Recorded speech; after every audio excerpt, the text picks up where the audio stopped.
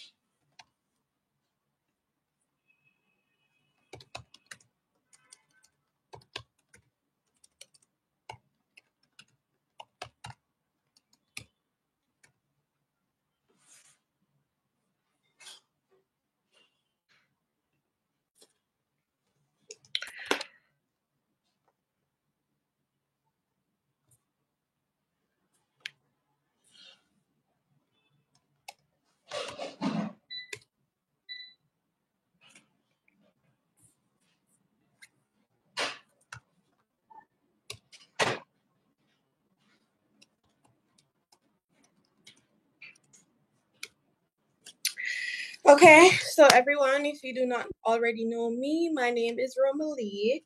I'm not new to YouTube. I also cook here. Tonight's video will be all about China, what you need to come here, etc., etc., etc.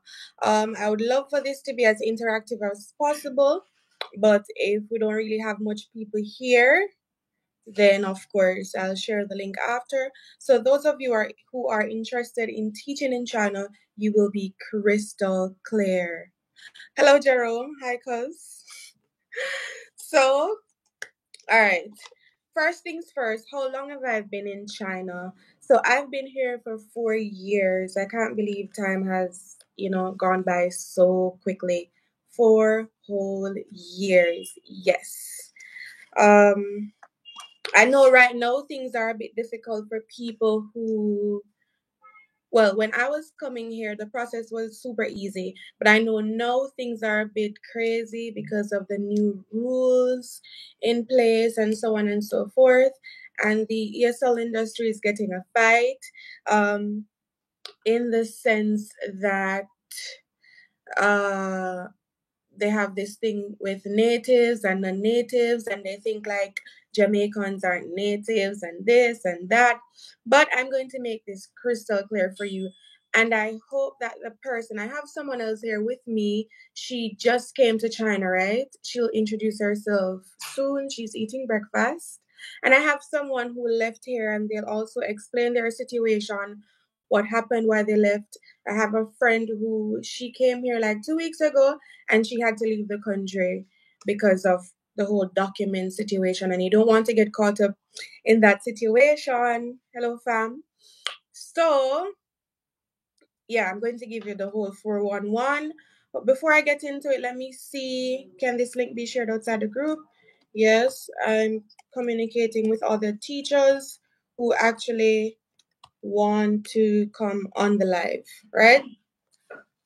So, first things first, the requirements to teach in China.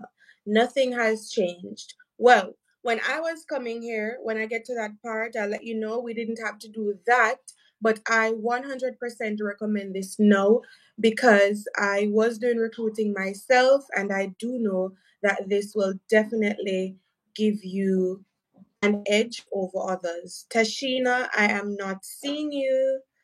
Um, Tashina. She is a teacher who recently left, and I want her to come on and I want her to give you some information on her experience because it's different from mine and there's something in this that you guys need to know.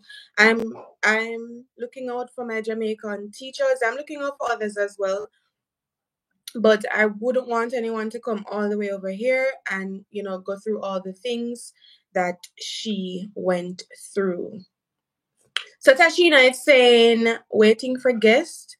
So you can click the link that I sent you about the sharing thing. All right, so let's get right into it. So first things first, you can teach English or other subjects here. It's not just English. You can teach math, you can teach biochemistry, drama, dancing, the whole works, right? But you must, for English, you must have a bachelor's degree of, you can have a bachelor's degree of any kind when it comes on to teaching English here. The bachelor's degree could be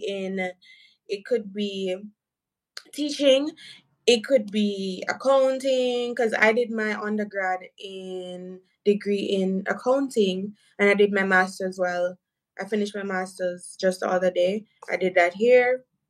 So you don't need to have your degree in teaching.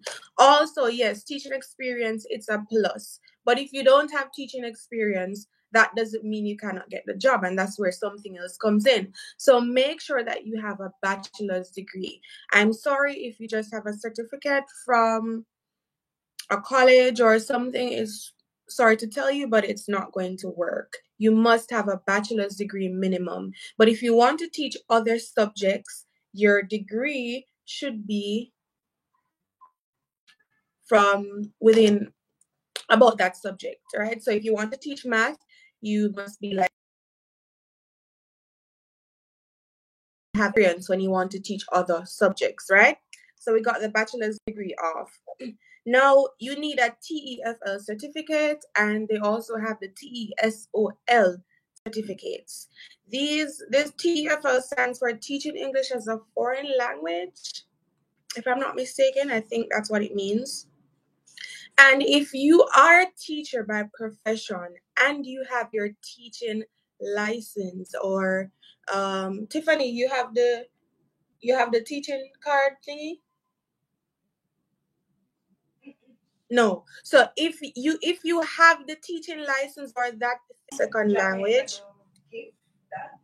Oh, Jamaica. Don't give the card. I was told by a teacher, because she was an actual teacher in Jamaica. And it says we're licensed, but we don't have a physical card. Okay.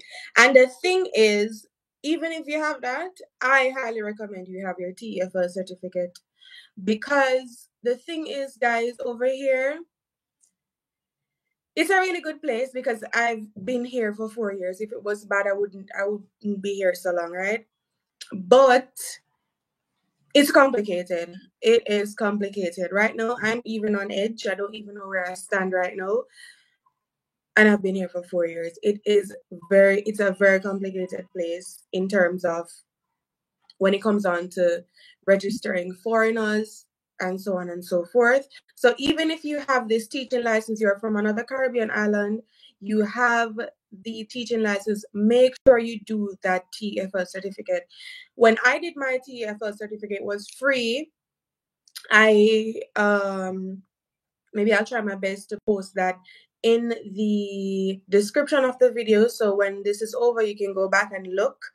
I did mine for free, but I had to pay $50 to get the certificate from America to Jamaica. What is a teaching license? It's this thing that you get to say that you are like a qualified teacher or something like that. If you're a teacher I know about Jamaica, it's a card, for example, that you get to say that you're maybe licensed teacher. I don't know if you have to do some amount of years to get it or whatnot, but I taught in Jamaica before I came here, but I wasn't like a professional teacher. I was doing some tutoring. I went back to my alma mater, and I did I did some teaching there, but I was never a teacher by profession. I wish Tashina could come on, because Tashina, she was also a teacher by profession, and I'd love you guys to hear her story, and I don't want you guys to end up in that position at all. And also my friend who recently left, guys, be careful. Be careful. So we got the bachelor's degree out the way. We got the TEFL certificate out the way. You need a non-criminal record. When I say non-criminal record, I mean clean. You cannot have some petty this, petty that on it. Clean. Like clean. Alright? Clean record. That is what you need. Clean record. Nothing on it. Nothing. Alright, so bachelor's degree, TEFL certificate, non-criminal record. I am going to tell you that you need a medical. Even though that medical will not be used when you actually get here, because the very first day you get here, you have to go to the hospital. I mean, if you get here in the night, you go to the hospital, the foreign hospital, in the morning with someone from your school or whatnot. So they will be able to do that exam that you need to actually get the your residence permit and other things. But do that medical. Trust me, it's best for you to do the medical, have it, and when you get here, you don't want it more than you come here, you don't have the medical, and they want it. Trust me. Even if it's for them to take a glimpse at it, do that medical. A specific form is available. If you guys don't have the form already, you can find me on Instagram at Romalie Rowe, and I will send you that form. Or you can add me on WeChat at Romalie Rowe. I can also send you that form. I can also add you in groups that we have on WeChat for Jamaicans, etc., etc., etc. I can put you on, guys, free of cost. So to do the medical, it's a basic medical plus AIDS and syphilis blood test. Whatever you need to do, everything is on that form. I think it's like the ECG, the heart thingy. They do HIV. If I'm remembering correctly, syphilis. I'm not sure if they do that on the original form, but I know when you do come here, like I had to do, they did vaginal swabs and stuff like that. And I was wondering, why is that even necessary for me to teach at a school? Like, I'm coming here to teach, but they do all that. The vaginal swab, they do a full fitness check, because if you're not fit, I guess they say if you're not fit, you can't teach at the school, blah, blah, blah, blah, blah. But they do the whole works. But the specific form that you need to do from your home country, when you bring that form, the doctor will know exactly what to do. They'll give you the paper to go and do the ECG. And is it ECG or EGC? ECG. ECG. I'm not good at these medical things. Thank you. I studied accounting. Yeah. So bachelor's degree, TEFL certificate, non-criminal record, your medical. Do not let anyone tell you not to do your medical, guys. Trust me. I was doing recruiting, and I've seen this time and time and time and time and again. Make sure you have the things that you need. It's best for you to have them and you don't need them than need them and don't have them, because they're not afraid to tell you you've got to leave within 24 hours, and they make no joke about that. Trust me. Next thing you need, when you get all these documents together, first things first, you need to authenticate your bachelor's degree, your TEFL certificate, and your non-criminal record by the Chinese embassy in your country. Depending on where you live, there are steps that need to be taken for you to get these things before you take these things to the Chinese embassy to get their seal on it. Now, for Jamaica, the bachelor's degree and the TEFL certificate, they need to first go to the Ministry of Education. Now, Tashina, you're here, but you're not seeing where it allow you to be on the video. Sorry, guys. Add guest. I can add Tashina. Send the invite link. Copy. Okay, Tashina, I'll send you that invite link right now. There you go. You can click on it. Okay. Now, the bachelor's degree, the TEFL certificate, those firstly need to go to the Ministry of Education in Jamaica. Now, before you take these to the Ministry of Education in Jamaica, you need to first send for the TEFL certificate. You need to have your institution send an email to a specific person at the ministry. I can send you her email address, the courses that you took, and other information, and CC you on that, right? So you know that she received that, when she received that, and when you know that she has received that, then you will take the original copy of your bachelor's degree, the original copy of your TEFL certificate, and colored copies with you to the Ministry of Education.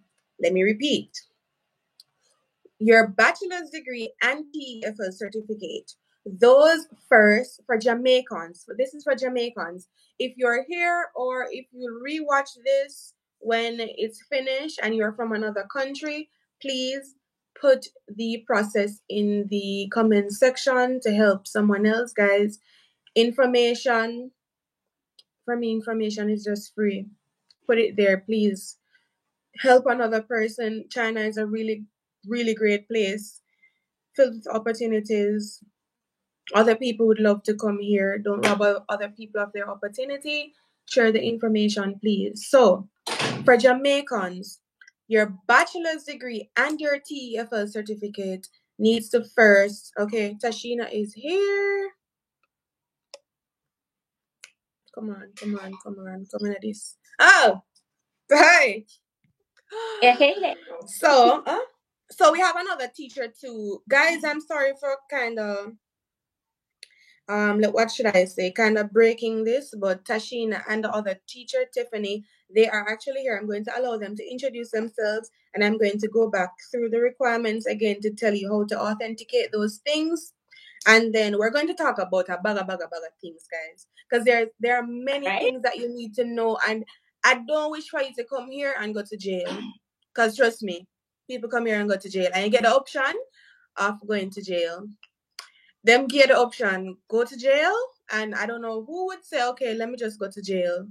So it's a serious place. You have to be on edge. You have to be, and I just want to give as much information as possible. So Tashina, introduce yourself, and then Tiffet is going to come to introduce herself. So Tashina, go ahead. All right. Hey guys, my name is Tashina. I'm a trained teacher by profession. I was teaching in China for approximately 3 years. It didn't reach there. It was like probably 2 years, 8 months thereabout. I left China. During my time there, I learned a whole lot. It can be an exciting journey. Also, what I learned is that you always have to stick with the persons who know and always educate yourself, especially when it comes on to your employment. Because the reality is, we have to give you a balanced perspective. The reality is, a lot of persons or employers out there are doing things that they're not supposed to, put you in a very tight spot. And of course, later down my case. But that's a little introduction. I do also speak on some of the things and my experience on my channel as well. All right, over to you. All right, thank you, And that's Tashina. Tina Johnson. If you are interested, you can find me on.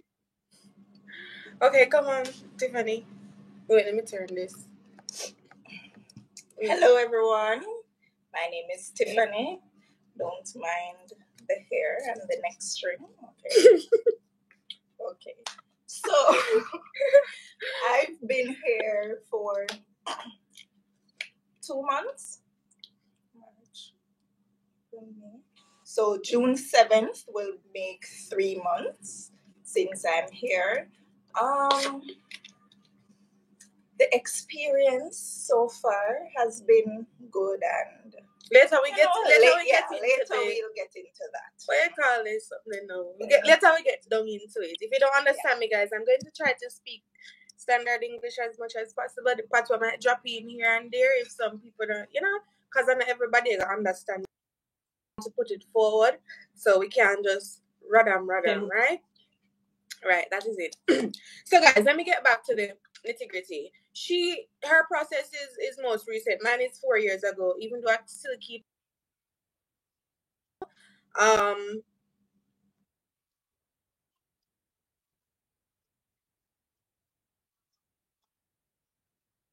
to tell you the standard thing, and she'll chip in to give you the the 411.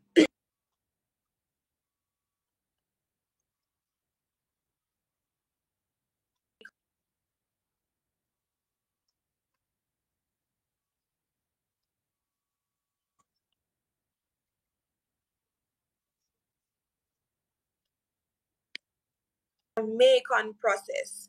So it needs to be authenticated by the Ministry of Education first. You need to have your TEFL provider send an email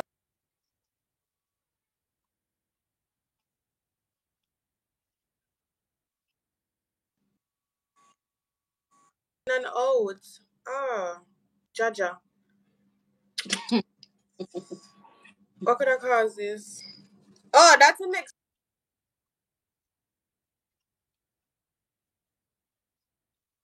yourself saying I'm not talking to my family today because my family I cannot message them. So you hear me properly? Are you hearing me? Guys, if you're hearing me, can you send like a wave or something? Yeah, I'm hearing you. You're hearing me? I'm hearing you. Yeah, me, I hear her clearly, but my cousin just said I'm going in and out. Because the VPN good, the internet good. I'm hearing.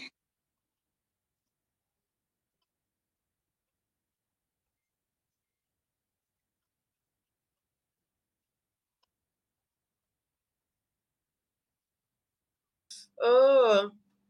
It's the reception, like different places, the internet connection maybe.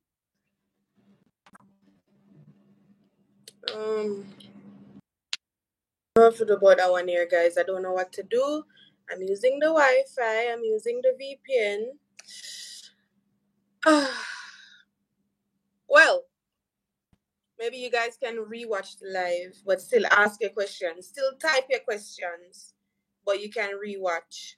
Still send your questions because we're giving all the details today, and we're not going to miss anything. So if you rewatch, it's not going to go in and out anyways.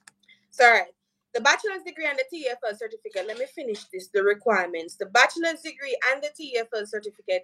First, you need to send that to a specific person. You need to send an email to the lady at the Ministry of Education in Jamaica, right?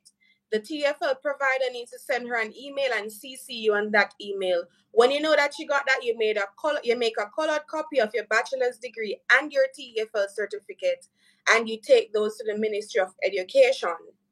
Tiffany, what's the time frame like to get those documents back from the Ministry of Education? I think it was like It's alright at the light. It was like a week. I think it took like a week, 5 working days or something like that. Yeah, for the Ministry of Education, and same for Ministry of Foreign Affairs. Okay, someone just said 3 or more days, right? So after you take those documents from the Ministry of Education, remember guys, original and colored copies. Something just happened with one girl with her documents and she not having the original documents. And they literally gave her 48 hours to leave the country. So guys, colored copies and original documents. If you don't have them, you've literally wasted your time. You have literally wasted your time. You're going to have to leave their country. Or you're going to have to overstay, wait for them to come. And once you overstay, you're not getting the visa. So it will be a total waste. Originals and colored copies. No black and no white. Colored copies. Yeah? Now, when you take that bachelor's degree or master's degree or whatever from the Ministry of Education in Jamaica alongside the TEFL certificate, so Tiffany, what is the difference between teaching in China and teaching in Jamaica? Hold that question there. Keep that question there to answer that for that person. So next thing is affairs, but you need to take the non-criminal record now to the Ministry of Foreign Affairs. So when you go to the Ministry of Foreign Affairs, you should have 3 documents: the non-criminal record, the authenticated TEFL certificate, the authenticated degree, and the originals. When you get those back, then you make your appointment and you bring them to the Chinese embassy. It's Kingston 10 somewhere. You can find the address on Google. That's fine. Next to FLA. No, you don't need to have a lawyer to notarize it. I see a lot of people confusing that you don't need lawyers or notary public or none of those things. You're wasting your money. If you're doing that, no, probably in America, for Jamaica, in it, you have to find out. You see, if you're not from Jamaica, we're all Jamaicans, the three of us. So for Jamaica, you don't need to get a lawyer, a notary public, none of those things. Just Ministry of Education, Foreign Affairs, then to the embassy. Same for TFL. No notary, no lawyer, none of that. Just education, foreign affairs, embassy. No, that's it. When you get now to land you that job, you need a proper introductory video. One is on my channel. Is one on your channel? One is on your channel. I think so. I think I did, or I'm not sure. Perhaps. I think probably TikTok. Or the on TikTok. Probably. I think I gave the tips of what to include in the Must all the documents be authenticated and then at the same time? It doesn't have to be. See, somebody gave the process for Trinidad. No, you don't need to have all your documents notarized at the same time. If you just have your degree and you're waiting to get your TFL certificate, you do them one by one or you do them together. It's all up to you. But it needs to go through those processes for Jamaica. Someone just said for Trinidad, it needs to be notarized. All right? Thank you very much, Miss Trini. Your intro video. You need a good intro video. You need to, if you don't like to smile, you need to smile. You need to act, I'm not going to say a fool, but you need to be, da da da da da. You should drop in a little I love China, you want a little ni hao yasa or deso, you love the hot pot, you love, talking, interacting with people. Just if that's not your personality, well, you need to bring that out because that is what they're looking for. I used to do recruiting. I used to work closely with the schools and everything, and that is what they are looking for. Now, something that I didn't need when I was coming here, because at that time maybe it wasn't so difficult or anything, a demo video. If three of us here are applying for the job, two of us, all of us have degree, all of us have the TFL certificate, right? All of us are teachers, whatnot. But one of us, we have a demo video, a demonstration video. We will be a cut above the rest because that will show them how, that even if that is not your real style, are there different job ads posted on WeChat or groups? Well, let me go back into that. All messages are visible.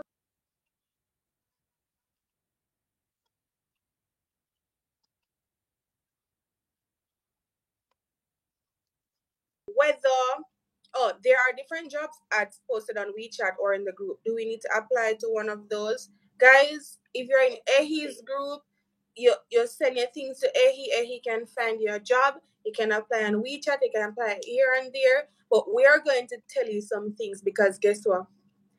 Some people and some things not sign with them, guys.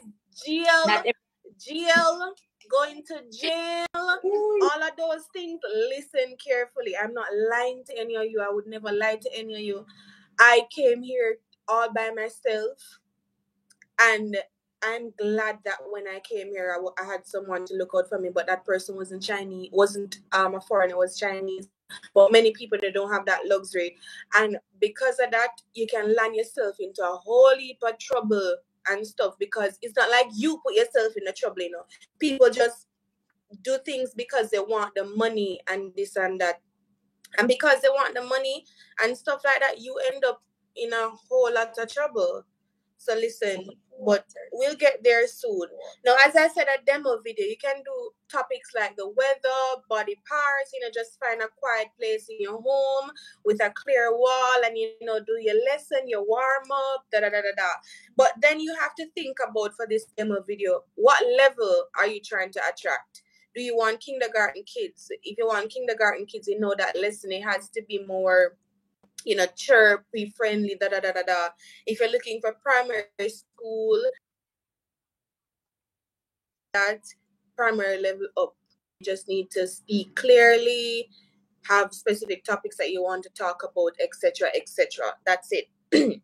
So now we're off the topic of required documents and what to do to your documents. So if you are clear, hope you are clear, because we're going to move on for those people who are on the live. But if you have any other questions, I'll put all of our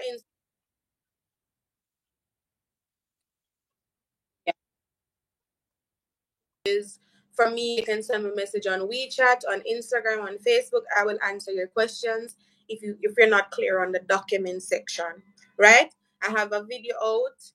If you get placed with agency, Jesus, that is a big Lord, thing we're going to talk about. Amy, I hope I'm pronouncing your name correctly, but agency. Mm-mm-mm-mm-mm. If you don't want to land yourself into trouble, as we Jamaicans say, in hot water, run away from agencies. And by agencies, if some of you know, I'm not talking about like that. Signing a contract to say Ehi is your boss. exactly.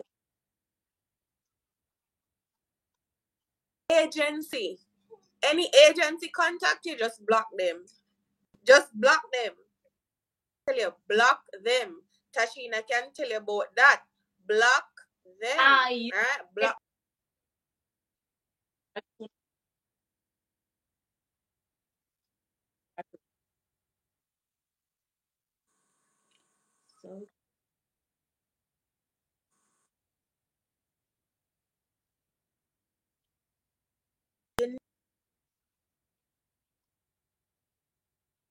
so You need to know exactly what you get yourself.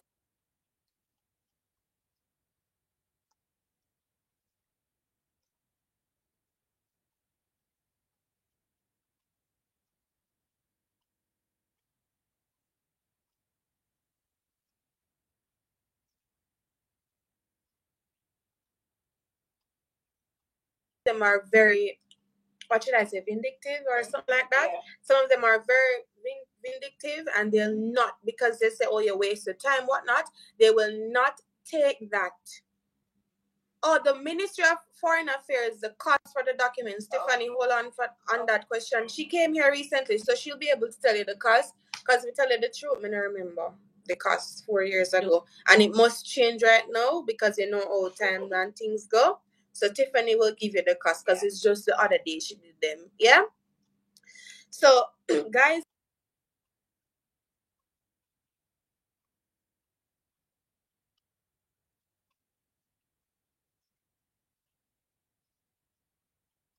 750 for experts. Now, in your contract, guys, one, you need to know whether, for me, it's better if your salary is after tax, because one, two, with paying that tax. If your school not paying your tax, and then the police do the checks and you're not paying tax, problems. So when you have your contract and your contract say after tax, at least you have something to argue with. And you'll also know that you're getting a set money each month. But if you're telling your salary before tax, and then 1 month you're getting 5K, 1 month you're getting 2K, you don't know where this and this goes. Make sure you're clear on your salary breakdown. Is it before tax, after tax, blah blah blah blah blah. What you have to say about that, Gina? I think The salary. It's extremely important, because it also allows you to know where you're headed budget wise, because you don't want to be told, hey, and then by a look, you that is actually before tax, so you're not sure what the tax amount is, and then overall you won't know what you can allot to your various pockets of expense. So in terms of a planning perspective, it's very good to know that, so you know what you're up against, and if it even makes sense for your qualification, because we do know that employers, they are very, how can I put it? They're very manipulative. And just like with any negotiation process, they're going to have the upper hand in terms of giving you a cheaper salary. And you, of course, leave in your country is to ensure that you're going to somewhere to make money to take care of your loans, your bills, and etc. So you want the math to be mathing. You want to know what it's going to be the day. So I think it's very important to pay attention to that. Also, a employers are able to use, there's what is called a tax calculator. So some of them, they are able to tell you estimatedly or use that calculator to tell you what the after tax is. But very importantly, you want your contract to state that after tax amount, right? That is very important, guys. You need to also look in your contract to make sure that you understand the terms of your leave. You understand the vacation. You understand, are you going to get paid for vacation? Are you not going to get paid for vacation? When is the vacation? It needs to be clear on all of that. Because if you want to make plans to go home, to go here, to go there, you need to know, okay, if I go here, if I take a time off to go here, am I going to lose half my salary? Piece of my salary, how much of my salary? You need to know that. That is very, very important. You also need to know your working hours, because different places that you work have different working hours, right? So kindergartens usually go from early in the morning, so like some from like 7:50 to 5, or you have 8 to like 5:30. For us it's 8:25 to 5:50. Now they change it to 5:30. Kindergartens, I was really surprised to see that, because in Jamaica kindergartens is like half day or something like that. I couldn't believe that kids are going to school up to 5:50. Then after 5:50 they go to training centers. Guys, are illegal. Do not come over here and work in any training centers. You will end up in jail. If it's a jail spell, you shall end up in jail. Do not come over here, training centers. They pay you a lot. Do not accept any training center job. There are other jobs here. If the math is not making sense to you in terms of the money, then find something else, but do not go to training centers. No. All right.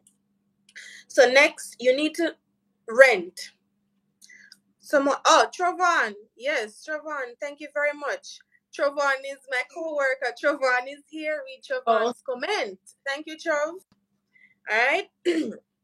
I'd love to wonder if I can get Trovon on to talk about his experience, because would be four black people. Yes. And guys, it's a good place. I've been here for 4 years. As I said, if it was a bad place, I would leave.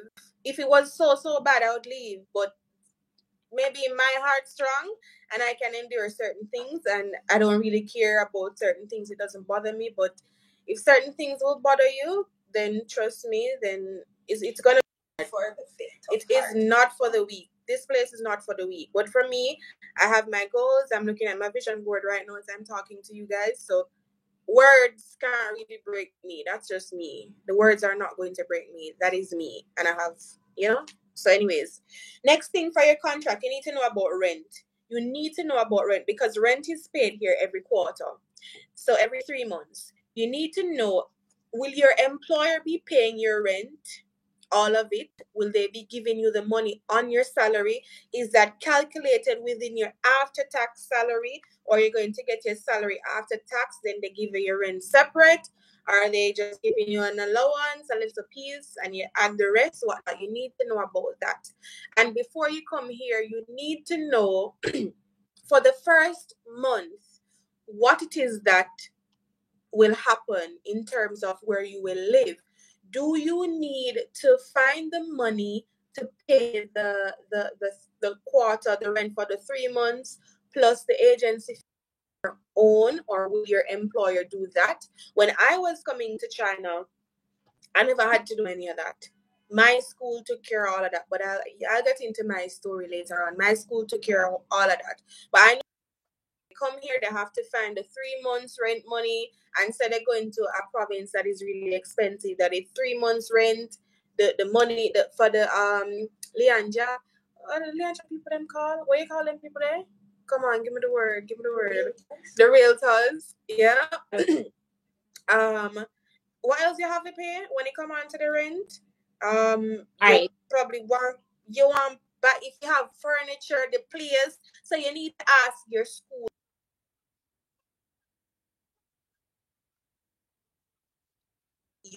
the place where you will live. What will you do? What will your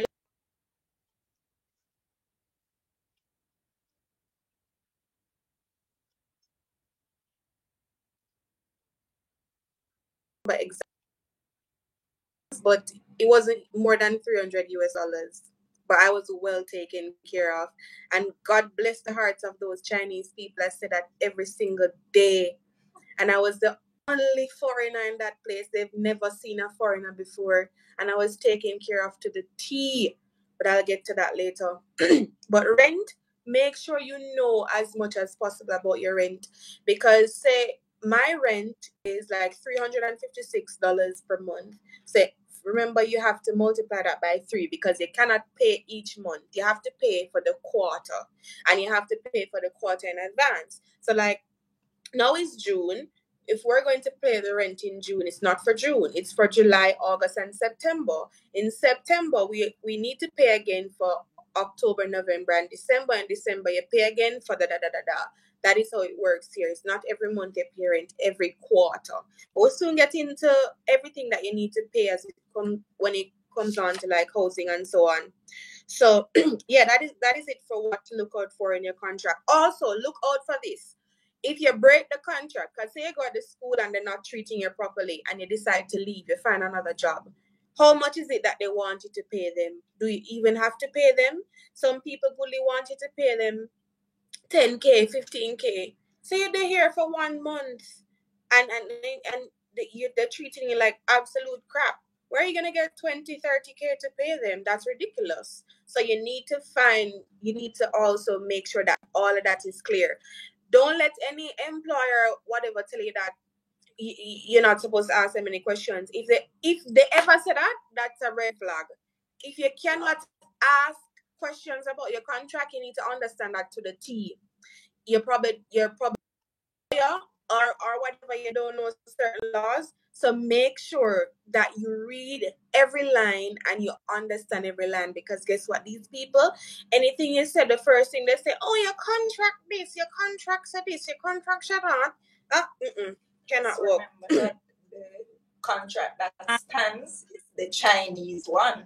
So even if you translated contract say XYZ, if anything, it's the Chinese one that stands people. So next thing, guys, check if other foreigners are around. Not everybody will end up in my situation. I mean, I'm not where I was before, because after a while it gets like super lonely there. It was kind of telling on me, mentally. But check if other foreigners are around. Even if you're not going to be friends with people, need like-minded people where you are, because Chinese people here are not the Chinese that you see in, for example, Jamaica.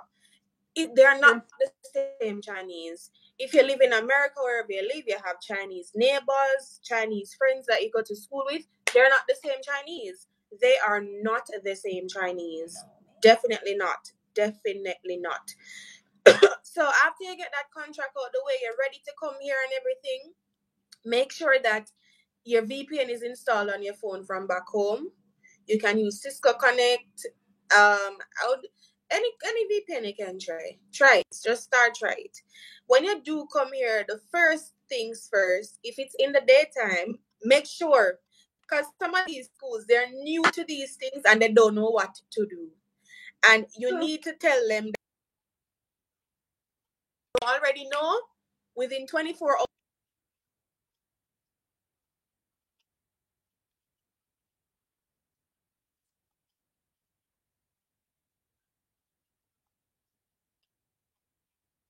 And it's not even my fault, it's their fault. It's not like I didn't register, I registered. So make sure that you register at the police station within 24 hours of getting here. You will get a paper, it will state your address. If you don't have an apartment yet, it will have your school's address on it that you need to walk around with. And next, they will take you to the medical center that they do the exit and entry medical. That you need those things to get your stay permit before you get the your residence. You get a stay visa before you get the residence permit and official residence permit and everything in your passport. So guys, with the documents and everything, this is the last thing I'm going to say about the documents.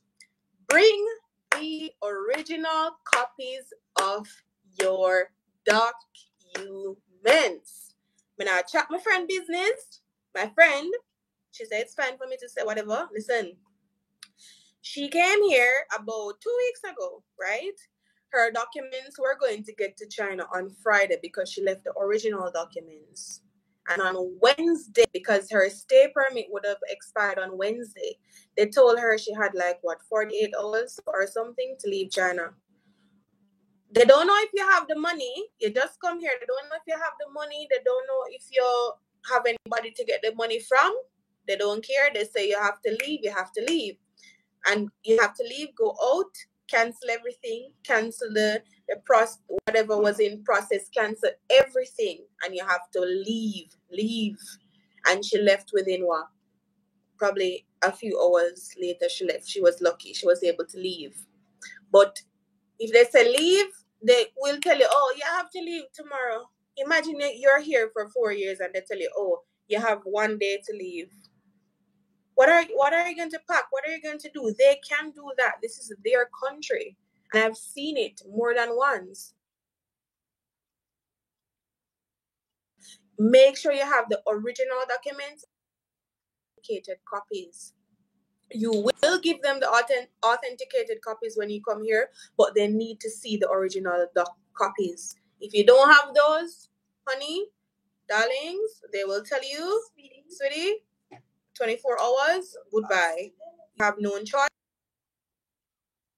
You have to get into some groups for your country, ask people to lend the money, whatever the situation is, but you will have to leave their country, and they're serious about that. I'm not going to sugarcoat it. I'm just going to tell you the truth. To come here and feel like, oh, the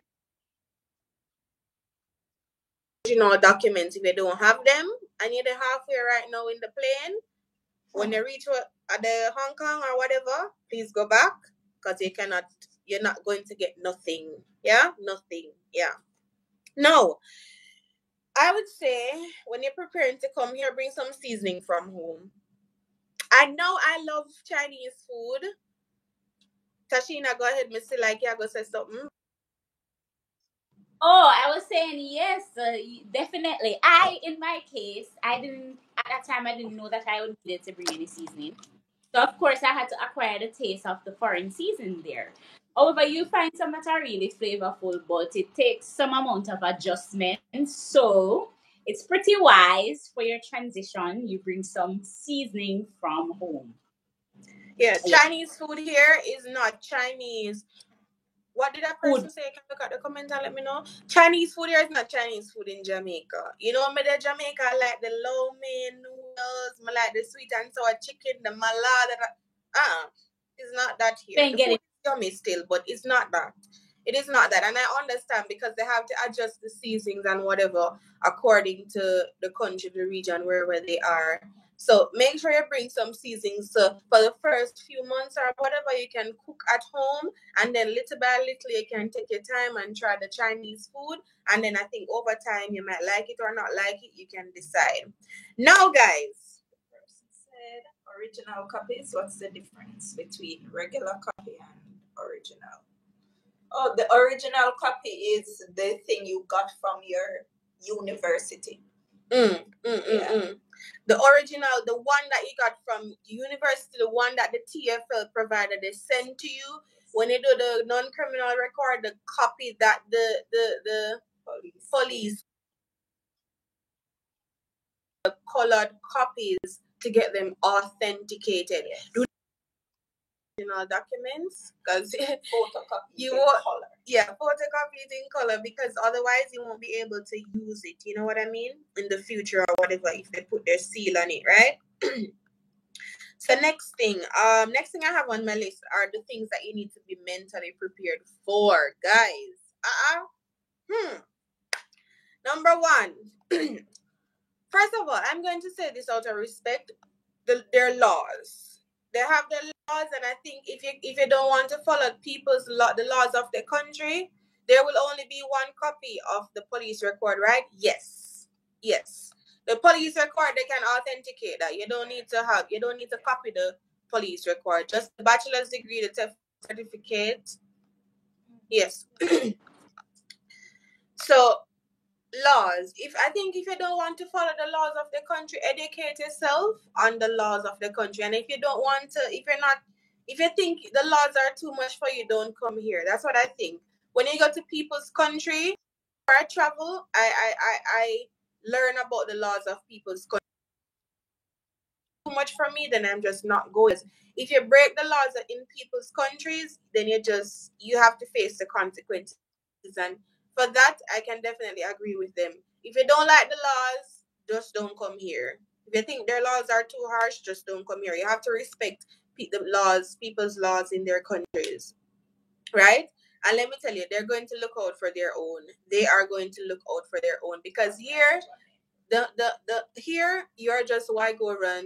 You are just Wagoran. That is foreigner people say, oh, Wagoran. Let's see in the street. Oh, Wagoran. So you're just Wagoran. Like, and then the thing too, I was talking about that the other night. You know, for example, if you go to Jamaica or you get to America, you can have Black Americans, you can have white Americans, Chinese Americans. Same for Jamaicans. You can fit in, but there's nothing I can do to be a Chinese. Absolutely nothing. It's so obvious who I am, you know? So follow the laws. Follow the laws, right?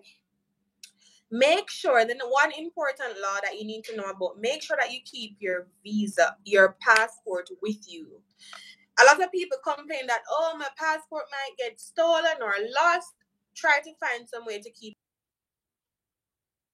Like the police, they always come to our school, talk about these things with us. It is the law. They can charge you. They have all of the little things they can charge you for. They can charge you if you don't have your passport with you. Make sure you have your passport. You should have your passport with you at all times. You will not get a temporary ID. Your passport is your ID. You need it for everything. You need it for everything. Travel with your passport everywhere. Find some way to keep it safe. I've never left mine before. I've never lost it. Yeah. Make sure when you get here, you keep tabs on your own visas. Keep tabs on your own visas. Your school might forget, or they don't know, or whatever. Keep tabs on your own visas. Make sure you know that when your visa is going to expire. Make sure you know that, Tashina, when a time talk for now and here, make sure you know that the visa that you have is the work that you're doing. When police pop up at your school and say, show me your visa, and all they need to do is scan your face. Because over here, this place is highly digitalized. They just scan your face and look on it and say, oh, you're supposed to be here? And you're not, and then you didn't even know that you're not supposed to be here because your employer sent you there. And you're wondering what this police officer is asking me, dear Lord. How can this man be asking me, or this lady be asking me if I'm supposed to be here or not? And right away, leave our country and pay money, go to jail. And exactly. poor you now, your head will be all over the place because you'll be wondering, what did I do? I did absolutely nothing. But really and truly, guys, make it your priority to keep tabs on your visa. Know if your visa will expire in 6 months, or if it will expire in a year. You want to check like a month in advance with your superior. Are they going to renew your contract? Do you need to find a new job to make sure that you have your visa? Do not overstay, even if it's 1 day. Do not overstay. Make sure you keep tabs on your own visas. Now, next thing. Where can you work here? Guys, do not work in training centers. Do not work in training centers. If you are interested in coming to China, so I'm going to trust that you have been keeping tabs on like the latest news. When English is not supposed to be taught in training centers, but what training centers do is they make the teachers, they get the visa to teach like drama, music, or whatever. So when the police come there now, they say, oh, you're just a music teacher. Police can literally be watching you from outside and you don't know. they are Chinese. The police cannot tell them to go home tomorrow. They come from here. They can tell you to go home tomorrow and go to jail. Do not do it. Do not do it. Training centers, yes, they pay a lot. I'm not going to tell you that if you come over here and you want to do second job, I didn't recommend you to do second job. I'm just saying, if you want to do it, you can do it. But to come over here on a visa and a training for a training center, do not do it. Do not do it. I'm gonna tell you do not do it, but it's up to you, darlings. No, you have kindergartens. As I was telling you, kindergartens not easy, but kindergartens also pay you well. Easy job, because here kindergartens and training centers, they're not really, let me say, they're not really schools, they're businesses. Yeah, these are businesses run by people to make their money. So you are going to be a promotional tool. There's going to be a lot of promotions for them to get their customers. Kindergartens, private kindergartens are not cheap here. So they do a whole lot of things for the school to make money. So it's a business. You're just always on display as the foreigner. It's just always a show. A lot of these schools too, where the what should I say, it's very expensive. It's like run by the parents, their opinions. As a teacher, if you know that this is not best for the kids, this is not best for the school, your opinion doesn't matter. It's what the parents want that goes, because the parents, they pay a whole lot. I know the last time I was looking at like how much my kids pay, they pay like $1 million Jamaican dollars like per semester. That's a whole lot. That is like a whole lot. So the parents, they have the talk, you know, and they say, oh, I want my child to do this, I want my child to do that, da, da, da, da, da. And that is how it goes, because it's a business. And they say, what, the customers are always right. I saw them, they teach me in a business class. Right. So that is what training kindergartens are about. Training centers are also businesses. Yeah. So kids go to training centers after they leave normal classes. The training centers, it's not like a morning job and then you leave in the afternoon. You go like from 2 o'clock or whatever, like 11 o'clock, and you leave in the night, 8 o'clock, 9 o'clock, 10 o'clock, whatever. You get commissions when you sign students and whatever. But as I said, do not go there. If you want to go there, honeys, you can. But I'm telling you, because I know I was doing recruiting and stuff, don't go there, because it's just not legal. And don't let them full up tell you, oh, it's legal. But they aren't going anywhere. They aren't going anywhere, darlings. They are not going anywhere. No, the next thing, another thing that you need to know about, as when it relates to people here. Some people, no matter how rich they are, they love their country so much, and they've never been outside of their province or anything. They're sheltered. They've literally never seen, like, you know, sometimes because I had long locks before, I cut my locks off. When I wear braids, people think, if my hair is short like this now and I wear braids tomorrow, the people say, how your hair grow so much overnight, and they go crazy. You see, when I wear afro, the people go crazy. And if you're the type of person you don't want people to touch your hair, you don't like when people take pictures of you, it's not going to work for you here. People, all I do is this. I just video them back, and then they run away. They like taking pictures and videos of you, but don't want you to do it to them. I just, in front of my face, and they just run away. So that's how I deal with them. I don't have any problems. For me, I'm just, when they take my picture, I just, oh, cheers. That's it. Guys, it's a game for me. Sorry. It's a game for me. I always hurry up and get to my camera and start videoing them. And they just run away. Excuse me.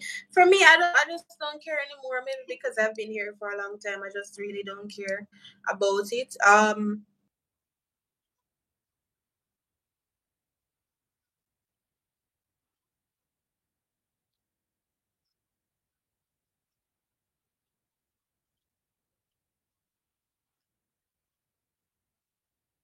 to see. Next thing people they just like, this is the walkway in the school inside the building, and people just spit right there.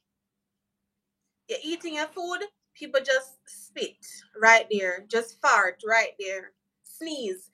My first day at kindergarten, a little girl sneezed in my face, saliva all over my face. They say it's just normal, but now at my school, they're trying to change, because guess what? We, the foreigners, we told them that is not polite. That is not polite. At least don't do it when you are near us, because we don't like that. But people, they just sneeze in your face, they just fart in your space, they just cough in you just don't know someone in the metro, your face facing theirs if the metro is really full, and they just cough right in your face, just sneeze right in your face, fart right in your face, and that's totally normal. So if those things are going to, like, sick your stomach, or you're going to feel bad about those things, unfortunately, this place is not going to be for you, or you just have to take your time to get used to these things, because it is not easy. It is not easy. And people are very inquisitive here. They don't know you.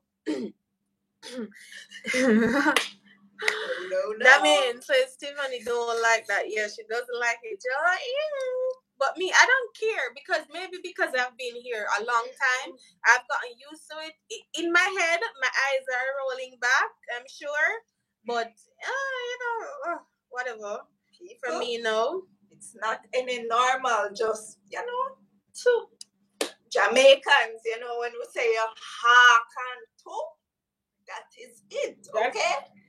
All the way down here. So people, I always just scream out Jesus or something. I'm just always screaming in public.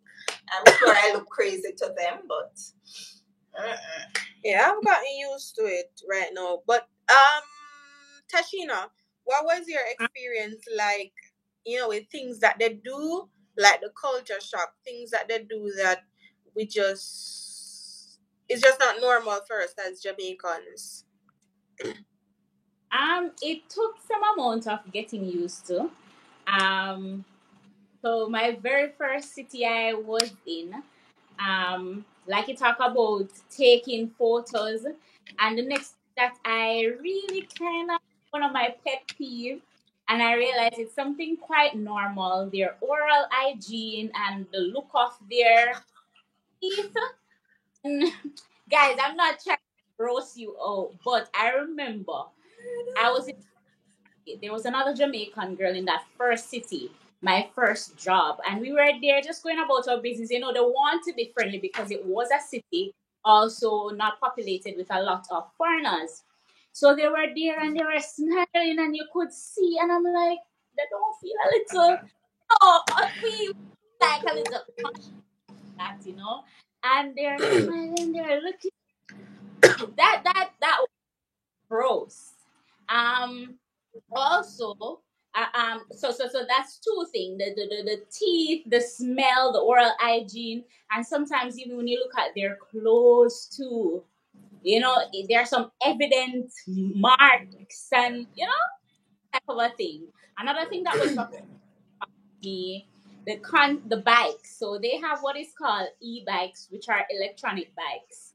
And all the bicycles. Safer than the bikes we are used to in Jamaica. But I remember I saw a child on it, and I was like, but yeah, the child is supposed to be on no bike, right? And they even have stools. So you have an entire family on one e-bike. So there will be a stool at that front part, and they have the baby there, and then you have the father or the mother the dog. Dogs. So that's like really a culture shock. These people, they know how to we call it economize with that one e-bike. Everybody go on that e-bike. So that was another culture shock. The food was evident their culture shock because the flavor was so different. I found that the food was pretty bland. I mean, after a while being there, you find places that, you can work with some of the spices, or, foreign restaurants if you are located in areas or able to visit areas where these places are. So the food is definitely a culture shock. So what you'd find, if you're somebody who didn't like to cook, you're gonna want to start cooking, just to keep that bridge, that gap between what you're used to and the spices. If you did walk with them, you won't have the benefit of the spice, but at least you know that the food tastes a little bit close to what you're used to. What I didn't like, communicating was so different with them. Some stuff that because I like in a professional environment, you understand that certain things ought to be done. All right, give you the context. When I first came, I had to proactively reach out to my employer, right? So I had to ask who coming to pick me up at the airport. When I was at the hotel, or am I gonna eat? Somebody bring it past, these sort of a thing. So sometimes you find that communication, well, most of the time that will be your main problem with them. They don't know how to communicate properly, right? And for me, and depending on your personality, you have to be careful how you go about pointing these stuff out too, because I'm pretty, and their culture is a culture of pretense. So they prefer you, and we'll be like, hey, this is not supposed to happen. So I remember, and I learned pretty quickly.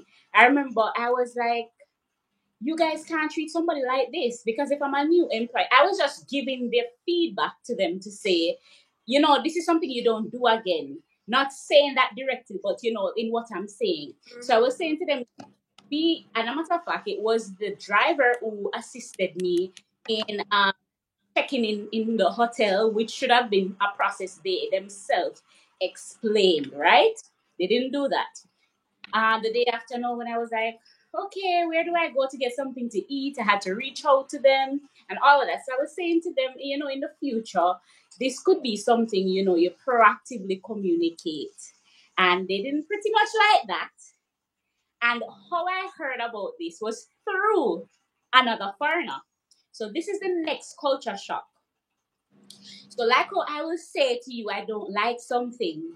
Oftentimes, especially if they are not used to interacting with a lot of foreigners, their general culture is that they're going to talk about you to somebody else, and you will hear whatever their feelings towards you are from someone, from them. So that was a culture shock too. They're very indirect people, and they like to save face or be pretentious, in my opinion. So that was also a culture shock. Um, what else? Oh, also, you do have cases where somebody will just not like you because they just not like you. And when I thought about it a little bit deeper, I think underlying their issue is because, especially if you're somebody that's very vocal, because remember, this is a country that they are controlled. Oftentimes, a lot of things happen even in these small schools or organizations that they themselves don't agree with. But guess what? They are afraid to say to their supervisor, or afraid to say to us, when you come and you said, no, man, but this could have been done this way or something. Sometimes they're like, they're not liking you is just because you are upfront or you are brave enough. So funny enough, that would have been something probably we would have admired in somebody, but for them, they take a dislike. And sometimes what dislike you, they create issues for you, even if you are not creating issues. So you have to be careful, and also you have to be careful with how friendly you get with them. Yes, because I remember from my first workplace as well, there was a Jamaican girl. I am a person like her. Before I get to you, don't just get all my personality. There are layers. So I don't show you that bubbly side. I am, and I'm a high school teacher. So coming from a high school system, and then I started at a kindergarten, that was an adjustment, to be honest, because high school, you know that you keep a certain demeanor because you want respect from the kids, as opposed to laughing. What had happened, they start comparing that young lady. She was a kindergarten trained teacher. So guess what? It was a competition in their head, And this is it. Chinese people divide and conquer. That was also that's not like I wouldn't say it's a shock, but probably a culture shock to how they do it. Right? They create segregation within the same school among foreigners. So you have to be careful what information you decide to share with one. I remember a supervisor in that very same job between the other Jamaican girl and Always lie, myself. people. She went and she tell her Always something. lie. One day I was doing what we call a warm up or a demo, and I was breathing a little hard. And that's not nothing, because if you're jumping up and you're active, naturally you're gonna be out of breath. And she told the young lady, like she would say, it's like she wanted to say that I'm putting on weight and I can't manage, and that type of a vibe. So they do things to They have a create. problem with fat here. They have a serious problem with fat here. They'll introduce me to, like, I was introduced to someone, like a lady. She introduced me to her friend, but she said, "Oh, he's such a nice person, but he's just a little fat." Yeah. Well, Okay. I used to work in a training school, because when I started, it was okay then for a training school environment. Since after the law changed and all of that. So to put that in perspective for persons, why we are saying don't go for training schools anymore, because it's no longer legal and allowed, right? So when I was in the training school, I remember there was a teacher. She was very nice, one of the nicest teachers. And I remember that there in that training school, I taught kindergarten and primary schoolers. It was a primary school class. And that student, she was like, but she's not beautiful. I don't remember how the conversation came about, but we were talking with them, and then she she just said that, and I was like, why would you say that? Because she's fat. So I'm like, so your beauty is dependent on your weight, and it's just a shallow thing. That's another thing with them. They are very, very shallow people. They're very shallow. I feel like I'm talking too much. I'm talking too much.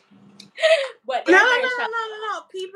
People need to actually know what they're getting themselves into, because, like, when I was, I was doing recruiting and stuff. Because remember, I was even trying to get you jobs and all of those crap of things.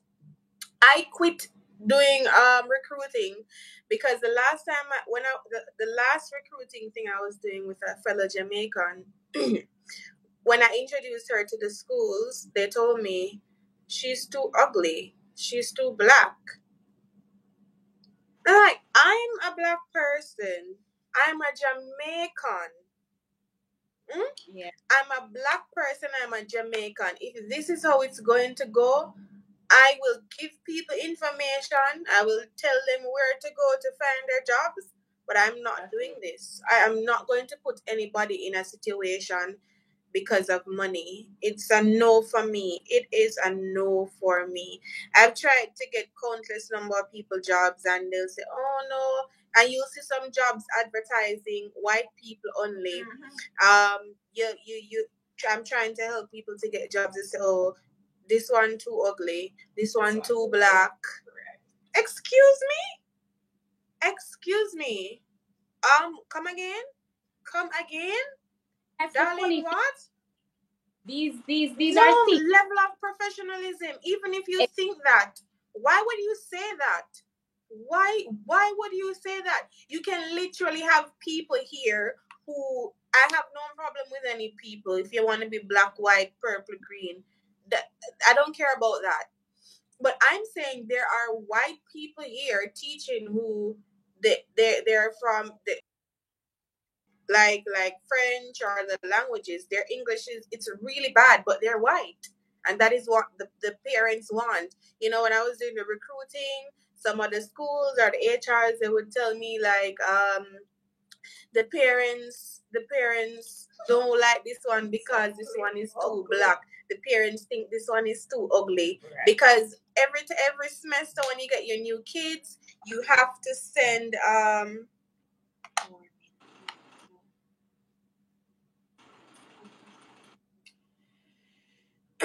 every semester you have to send videos to the parents to show yourself, to say, oh, I'm your kids' teacher, you know, my name is so and so, and smile and be fake. Oh, blah blah blah blah blah. So if they think you're too ugly, the school has to do something about that, because they're paying their money.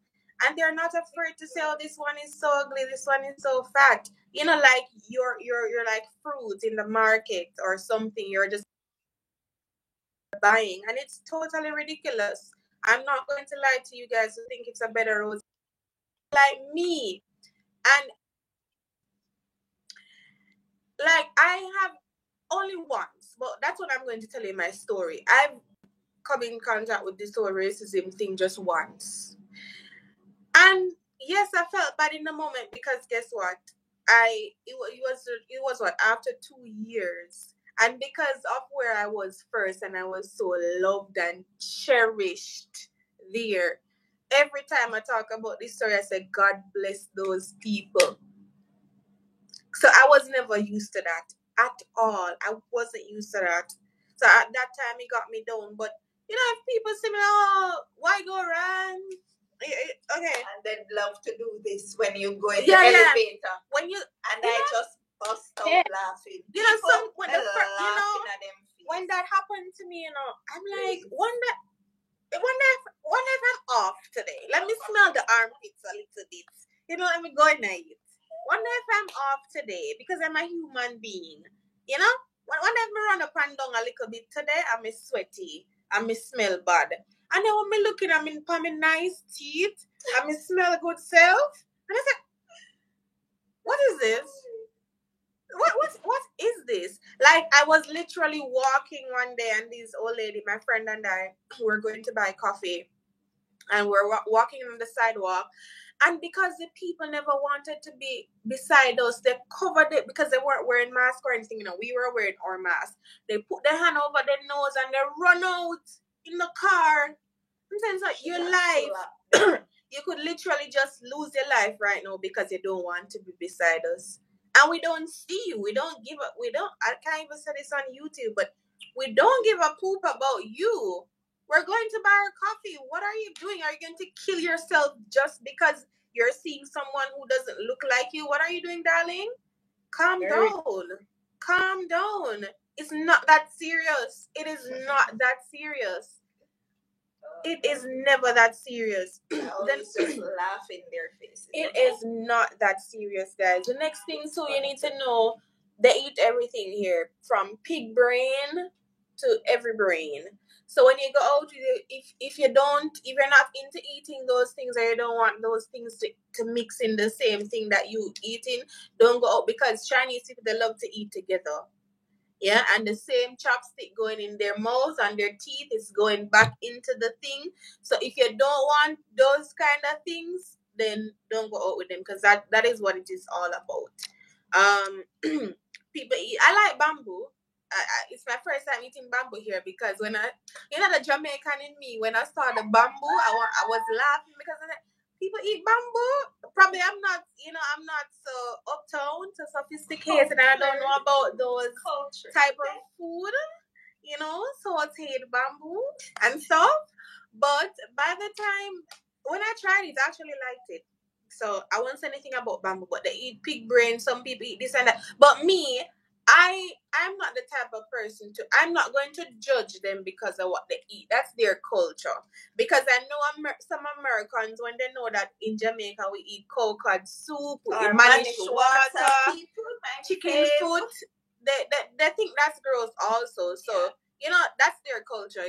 If they want to eat that, that's none of my business. I'm just saying, maybe when they go in the supermarket, when I went in the supermarket the first time, and I saw the frogs jumping around, I was screaming, and they were just laughing at me when you said the frogs.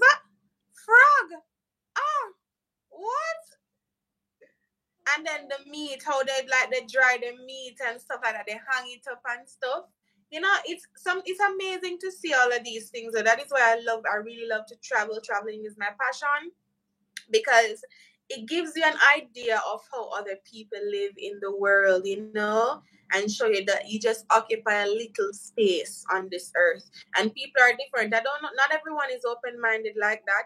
So from me, if you want to be black, white, if you want to have orange skin, yellow skin, pink skin, that is nothing to me. That is absolutely nothing to me. But for people here, I'm telling you the truth, it really does matter.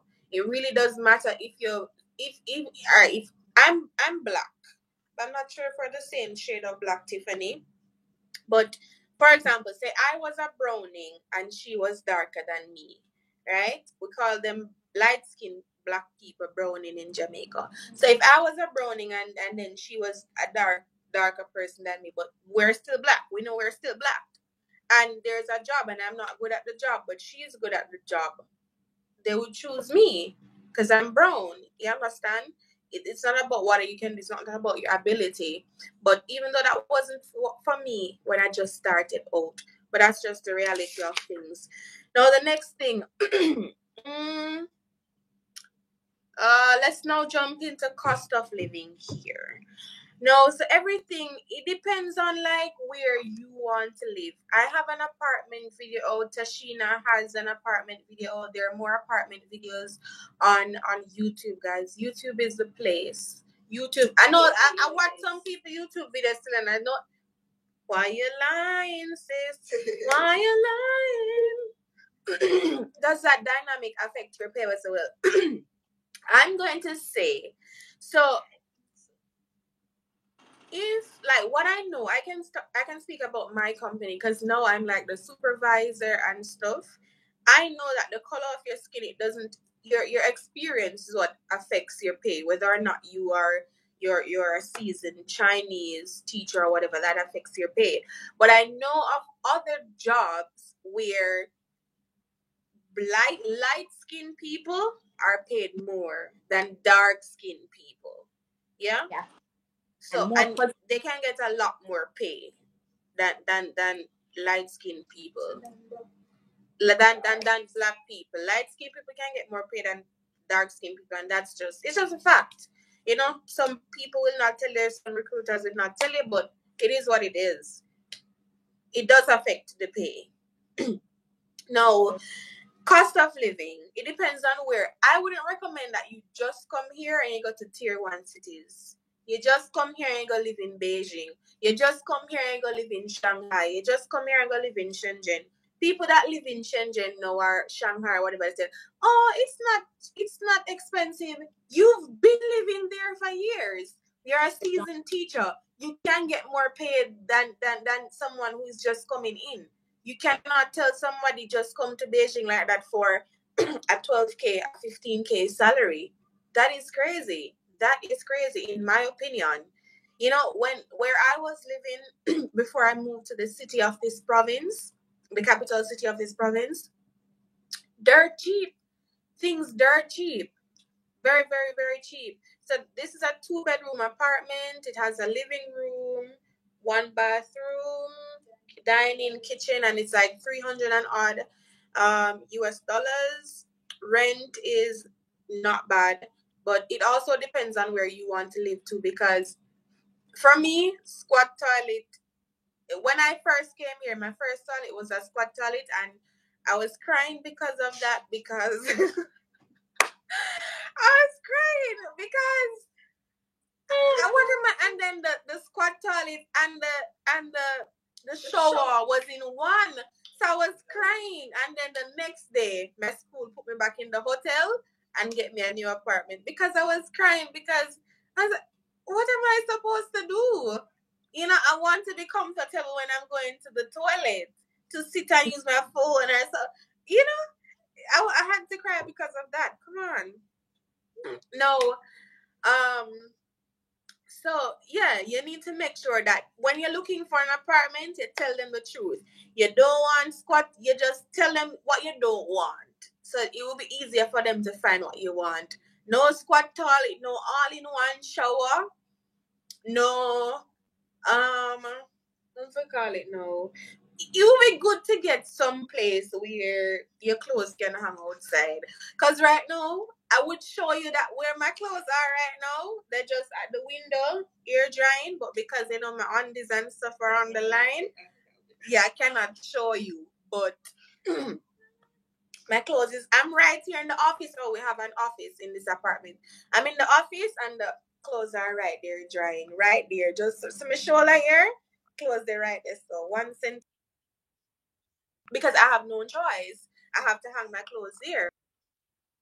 I would pretty much prefer. So if you want to live somewhere that is not close to like the city center, you can get like 3-4 bedrooms or whatever, cheap, brand new apartments. Not many people live there.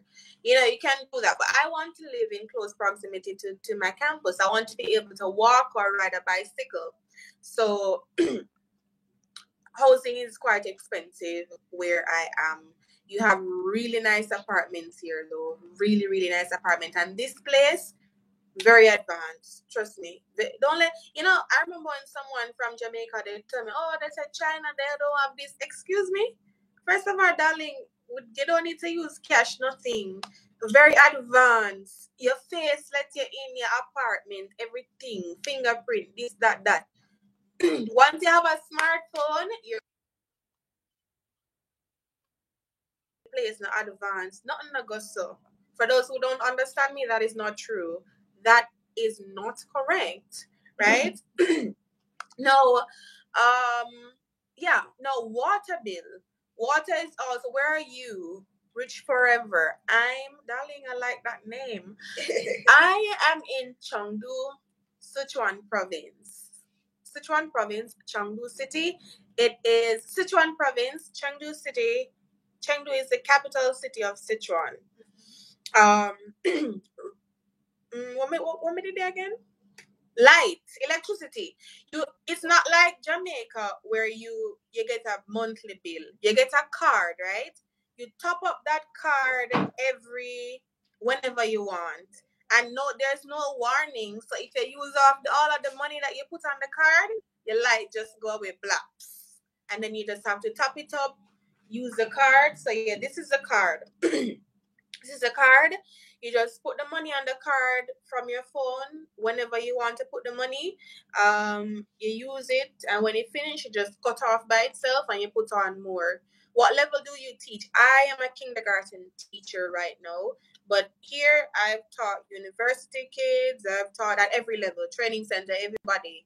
But I'm officially a kindergarten teacher. Yeah, that is what you do for electricity. Electricity is cheap. You just put 100 kwai, especially when it's winter time. I don't know, it's weird. In winter time, you want to use the AC for a first time teacher with no experience. What level do you recommend? I would recommend basically any level, to be honest, because you're not doing anything complicated. Feel more comfortable. But whatever level you are more comfortable with. If you think you're the type of person who you love to interact with babies and so on and so forth, you love to play with kids, then that will be for you. But if you're the type of person and you're not dependent, you're not into that type of thing, you might want to go for the adults, the university. No, come with the questions. This is why we're here. So for university, it's just like how I'm talking to you here. It's just like you talk to the person about the specific topic. And university, you just go to the school whenever you have class. That's it. You're basically free all the time. If you have only one class for the week and it's 1 hour, you go to the school for 1 hour, and that's it. I taught university kids like on the side that is not legal. Mind me, it is not legal. Me not telling enough to do it. Do not report me to the police. But it's not legal. But I did it like from the comfort of my home, or I went to their home and stuff like that. But it's simple. You just choose your topics. You talk about whatever you want to talk about. Teach them English. You can learn even Chinese in the process. For primary level and up to, it's no play for kindergarten you need to play a lot of games and all of those things. For primary level and up, it's serious business like book, writing, talking, that type of thing. It's no games, nothing. So it's just, if you're, just think about that, which level you'll be comfortable with. But for kindergarten, it's, you have even babies at kindergarten. Babies, literal babies. So you have to be comfortable with holding babies. Later, I'm going to talk about being a homeroom teacher or just an ESL teacher, because it's different. You have to bring the kids to the bathroom, wipe the bum-bums, comb their hairs if you're a homeroom teacher, as opposed to you just being an ESL teacher, just going in the class when you have your lesson and that's it. But during your lessons and outdoor activities, you play games, you just be funny, da da da da da. Yeah. So that's it. Where was I now? Oh, cost of living. Water is pretty cheap too. Pretty cheap. Like, my water bill has never gone over 30 US a month. Never. It's like 10 US, 20 US, that's it. Water is so cheap. Food too is cheap, but I mean that's subjective. So it depends on you. Do you want to go out and eat all the time? Chinese food is dirt cheap. But do you want to go out to eat at Western restaurants all the time? Western restaurants are very expensive. Or do you want to buy, if you want to buy food in the supermarket, vegetables, can you drink the pipe water? Not recommend. No. Don't do it. Not even the locals drink that. But I cook with it. It's so weird. But it boils, yeah. So, but I cook with it, but I don't drink that. Yeah. Water bill is cheap. Food is cheap, but it depends on the city. Again, it depends on the province. Because even though I'm in Sichuan, when at first I was living in Mianju, why am I talking like that? I said like the Chinese way. Let me just say the English way. When I was living in Mianju, do you know anything about CI? No, never heard of them. How about you, Tashina? No, that's new to me. But I wanted to add before you move on, you mentioned the light with the card, and I wanted to give a balanced perspective. Not everywhere you use that's one. Because I've been in an apartment where you could literally, on the WeChat application or Alipay, there are what is called mini programs, guys. Oh no, that's what we do. We do that. But if you run out, you have to use this one to probably the security they had yours, but they give us ours. If you run out, you have to push it in the thing. The security has to come in. The card. What happened in that building? There was a maintenance office that I had to go to get that card top up. But the one that I used, they give us ours. Yeah, the one that I used, the application or Alipay, all I had to do was just do that. I didn't need a card, and boom, the light come back on. So there's that type of a thing. So some with the water and also the gas stove, you can do that. Oh yes, gas. I forgot to say gas. You have to.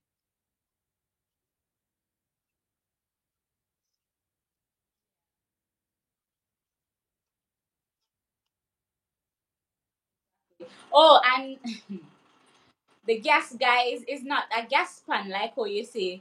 Back in Jamaica, it's not like that. You don't have a physical gas pan. It's like the gas in the pipe. I guess US would have some similarity to this. I think they have the gas pipe that they and all apartments. There are not how to say, there are no built-in stoves. So sometimes you have to purchase. Oh yeah. No oven. If you want to bake, you have to buy your own oven. So you have to purchase ovens. So it's not a stove like what we are used to in the Western. Well, I'm referring to Jamaica specifically and in the US, for example, where you have the stove, you have the top part, and then you have the oven. It's not like that. Some apartments come with the tabletop stove, which are the burners, but others don't. And in a case like that, you have to purchase out of your pocket the tabletop, which you can easily get, which are still affordable. But it's just that you have to, do that type of a thing. Anything else about housing? As I said, guys, remember to write down the things that you don't want. So it'll be easier for them to find you an apartment. Write down the things that you don't want. Squat toilet. Well, I mean, if you're okay with the squat, you are okay with that. But I was definitely not okay with that. I'm used to that, thank God. What's our the next thing? With traveling, you also have to pay like property management fees as well.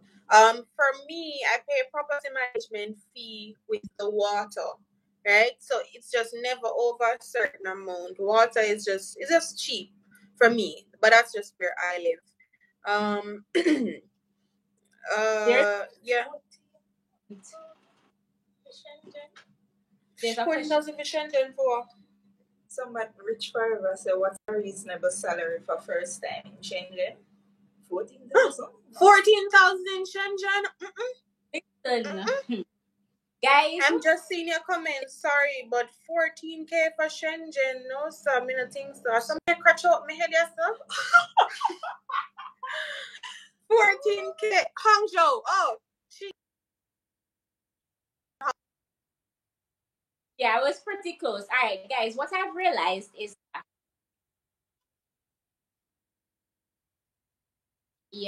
what I'm saying is that Hangzhou, the city center, is more pricey. And overall, guys, what is happening is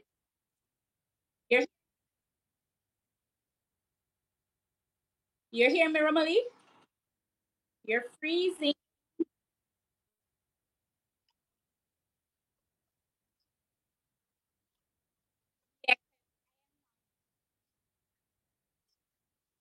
Yeah, so what I was saying is that in of what I do know is that it's a little bit more expensive. Once it's city center, it's going to be a bit more expensive. But in terms of salary, that's a low salary, in my opinion, for Shenzhen and for Hangzhou. However, I would say to you the reason why these employers are rolling out low salary is because open up, right? And the power is really in their hands in terms of dictating salary, because I've heard ridiculous amounts for places. So I think the 14 is low for Shenzhen, and also it might be a little bit more workable for Hangzhou though, because Shenzhen is probably a more expensive place to live. Shenzhen is definitely more expensive. But you have to understand that because the market is so open, employers are willing to give less salary compared to when I started, you know? Yeah, but 14,000 for Shenzhen. Them other. It's ridiculous. That's quite unfortunate. 11,000 for Shenzhen.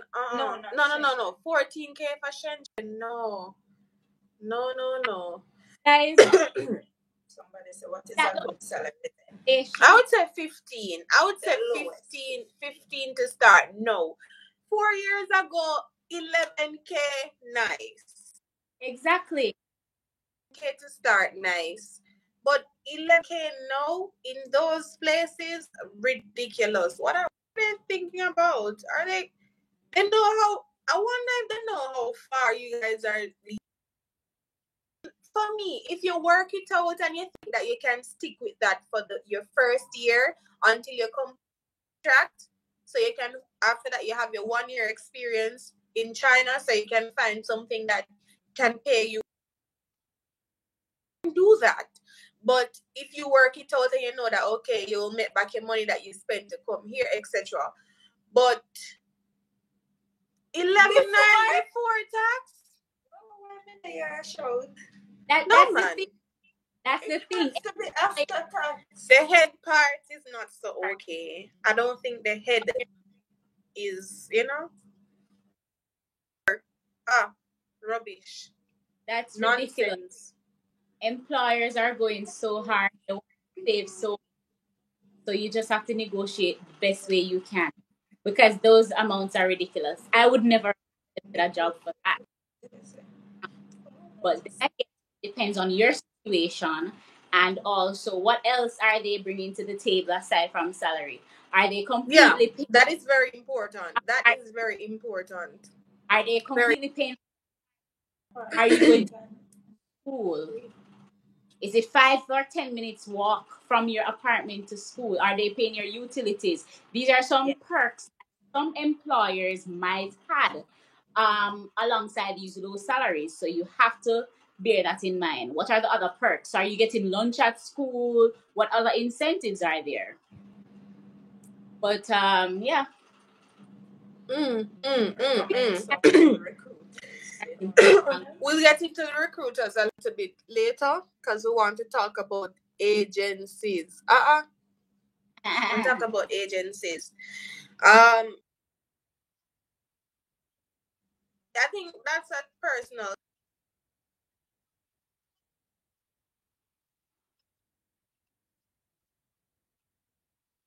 in,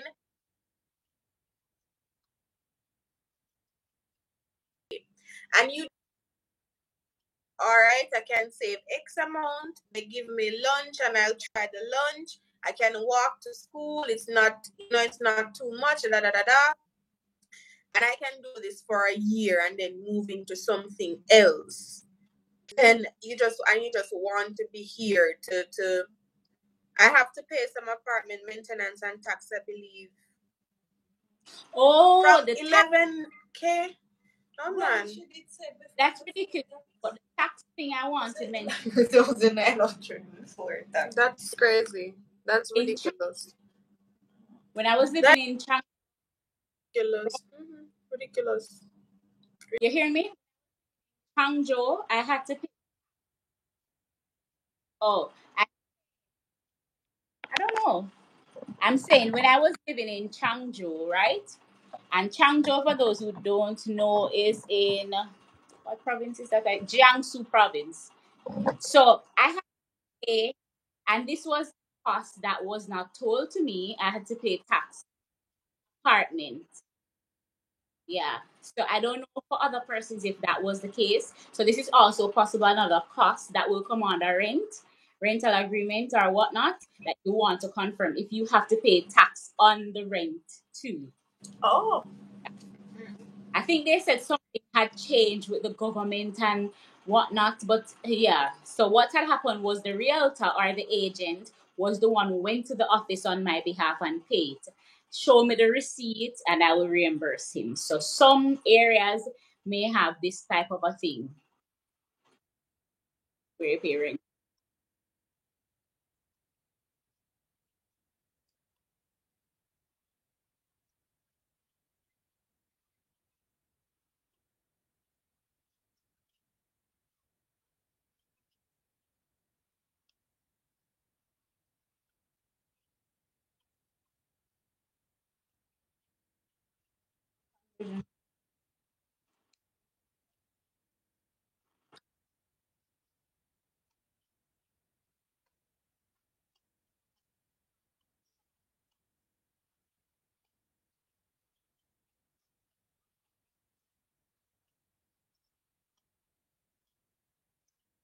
I can move into something else and I just want to get there to get my permit, then that's fine. You have to try.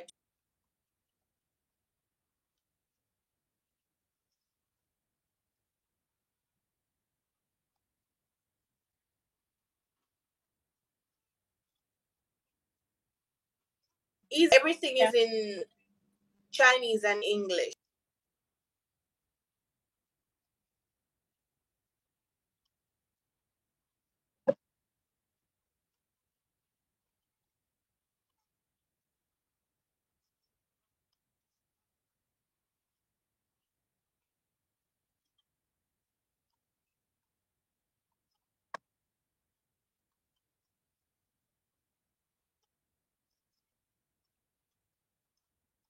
bank.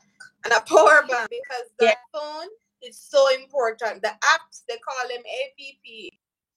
Hate me over here. Why people can't say app? Why they have to say APP? But the apps, very, very important. You need those apps to survive. It's a must that you get those apps to survive. All right, so let me see what else. What else I wrote down to really talk.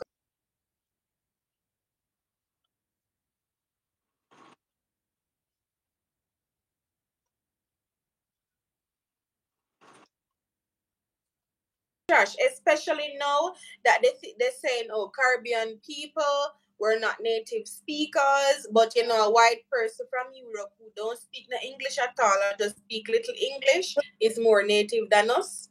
So because a lot of schools they have that right now, they have that thing about oh, who is native, who is not native.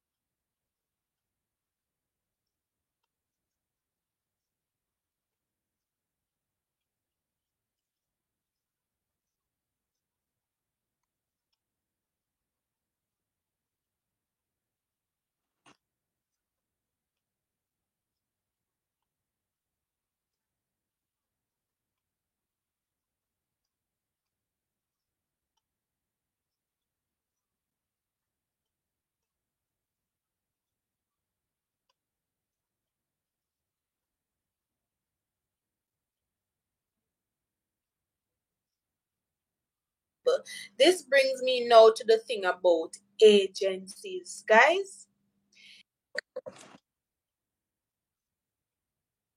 Agents tell you to sign with them. Oh, not hearing.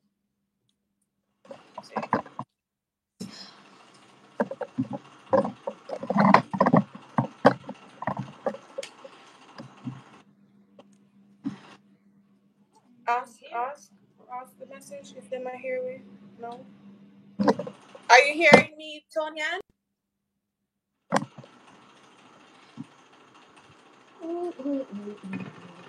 Are you hearing now? Not hearing. Let me see if the VPN is. So yes. Oh, you're hearing me now.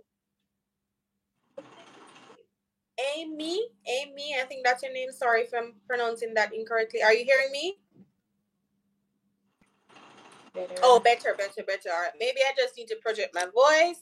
So let me pull this little bit more in on my face and talk louder, right? Because I'm not using a microphone or anything, so maybe that is affecting the audio. But anyways, what was I saying again? Oh, agencies. Do not sign with agencies. So if any of you know Ehi, right? Ehi is not an agency. He will not sign your contract for you, collect your salary, and give you some of your salary. That is not what he does. So let me put that out there. He's not an agency. Agencies, you will sign the contract with them. One, Tashina, I want you to tell them about your agency thing and the fact that, and the thing, wait, when I finish, and you tell them about the thing where your school, in the thing in the system, you go to other province to find a job, but you cannot get the job because everything is centralized here, right? So guys, if you're going to sign a contract and the agency, what if they sent you over to one? You mean what if the school, Henry? You mean what if the school sent you to an agency, or what if the recruiter sent you over to, I'm not sure what you're asking, but rephrase and ask again and let me answer it as best as possible. But if an agency, you're signing the contract through the agency is doing everything on your behalf. First of all, they're going to collect your salary. They're going to give you a portion of your salary. They're going to take their portion. One, if they don't, some of them with agencies, they mess people up so badly. Some of them, they don't pay the people them tax. They don't do a whole lot of paperwork and stuff that is needed for you to do. And then when the police comes at the school is going to tell them, we know nothing about this. We are working with X and X agency. And right there and then, you have either 24 hours to leave the country, you have to pay how much thousands, you have to go to jail, all of that. So imagine you never go to jail in your country and you have to come here and go to jail because of you sign with an agency. Agencies are, it's a long time. It's just the other day because I'm talking to other people who phone me through YouTube, who sent me messages and I add them on WhatsApp. I'm just learning that agencies are still around scamming people like this. I'm just hearing, I thought those things were over with since COVID and a lot of them got exposed and so on. But never you sign with an agency. Whenever someone recruits you, you should, when you do your interview, crap, I keep breaking up. I don't want to restart the VPN because I know that. No, man. Oh, now you're hearing. All right. I need to open my mouth and talk loud. All right. So when you sign with when someone recruits you, for example, I'm not doing recruiting anymore. Let me say, for example, when I was doing the recruiting, this is how it's supposed to be done.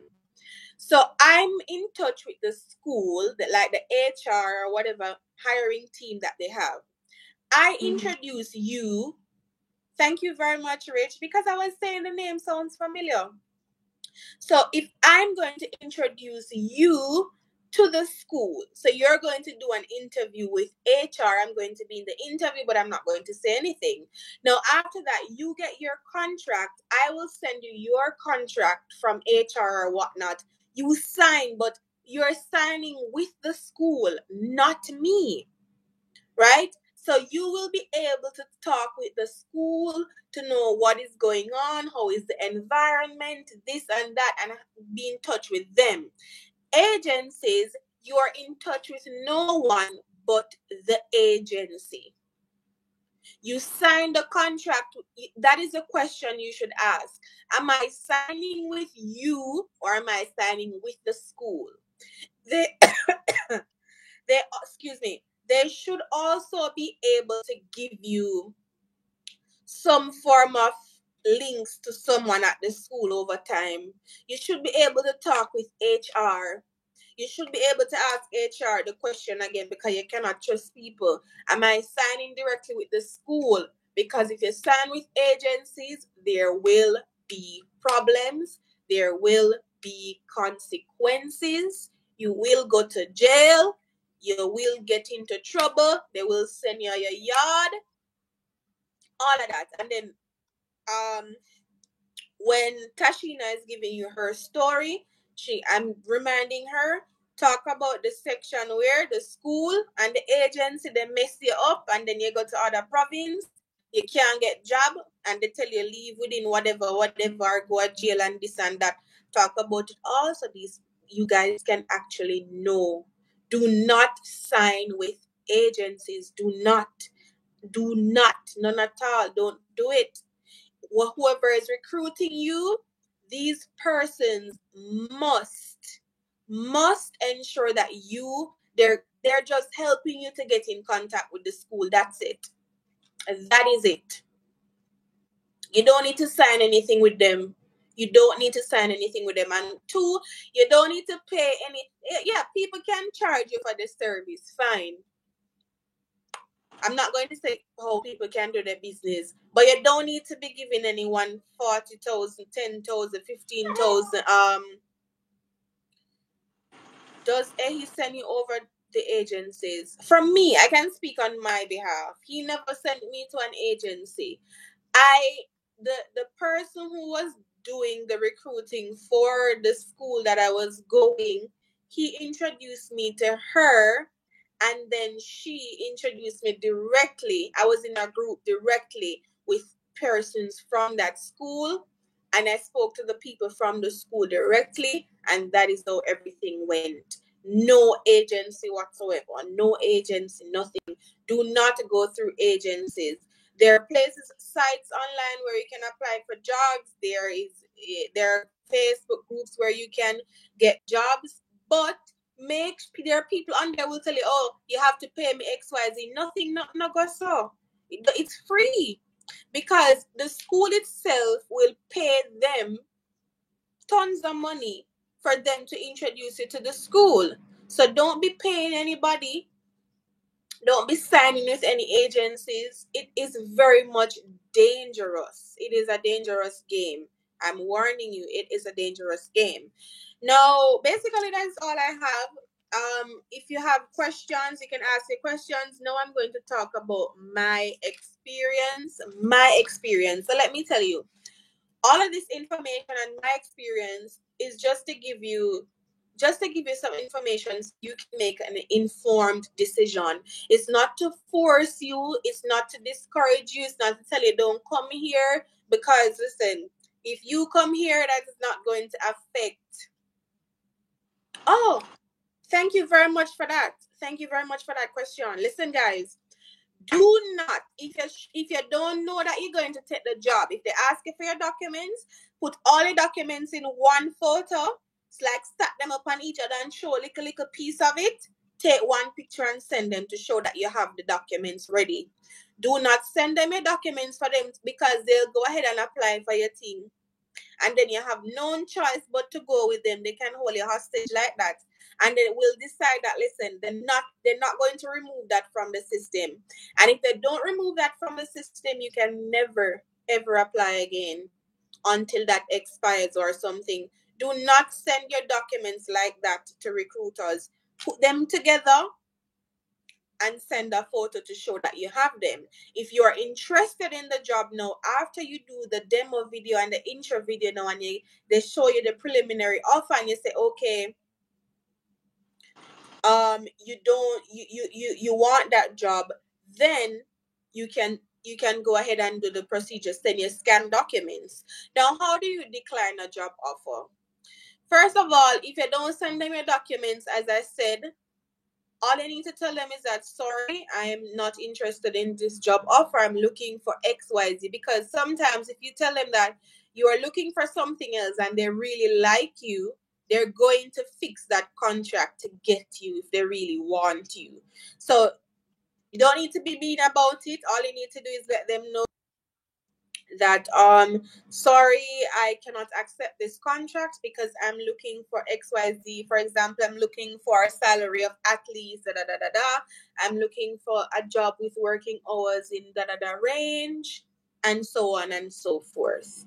Of course, they won't be able to adjust the working hours just for you, but when it comes on to salary or some other things in your contract, if you don't like those things, maybe they will be able to adjust those things for you, right?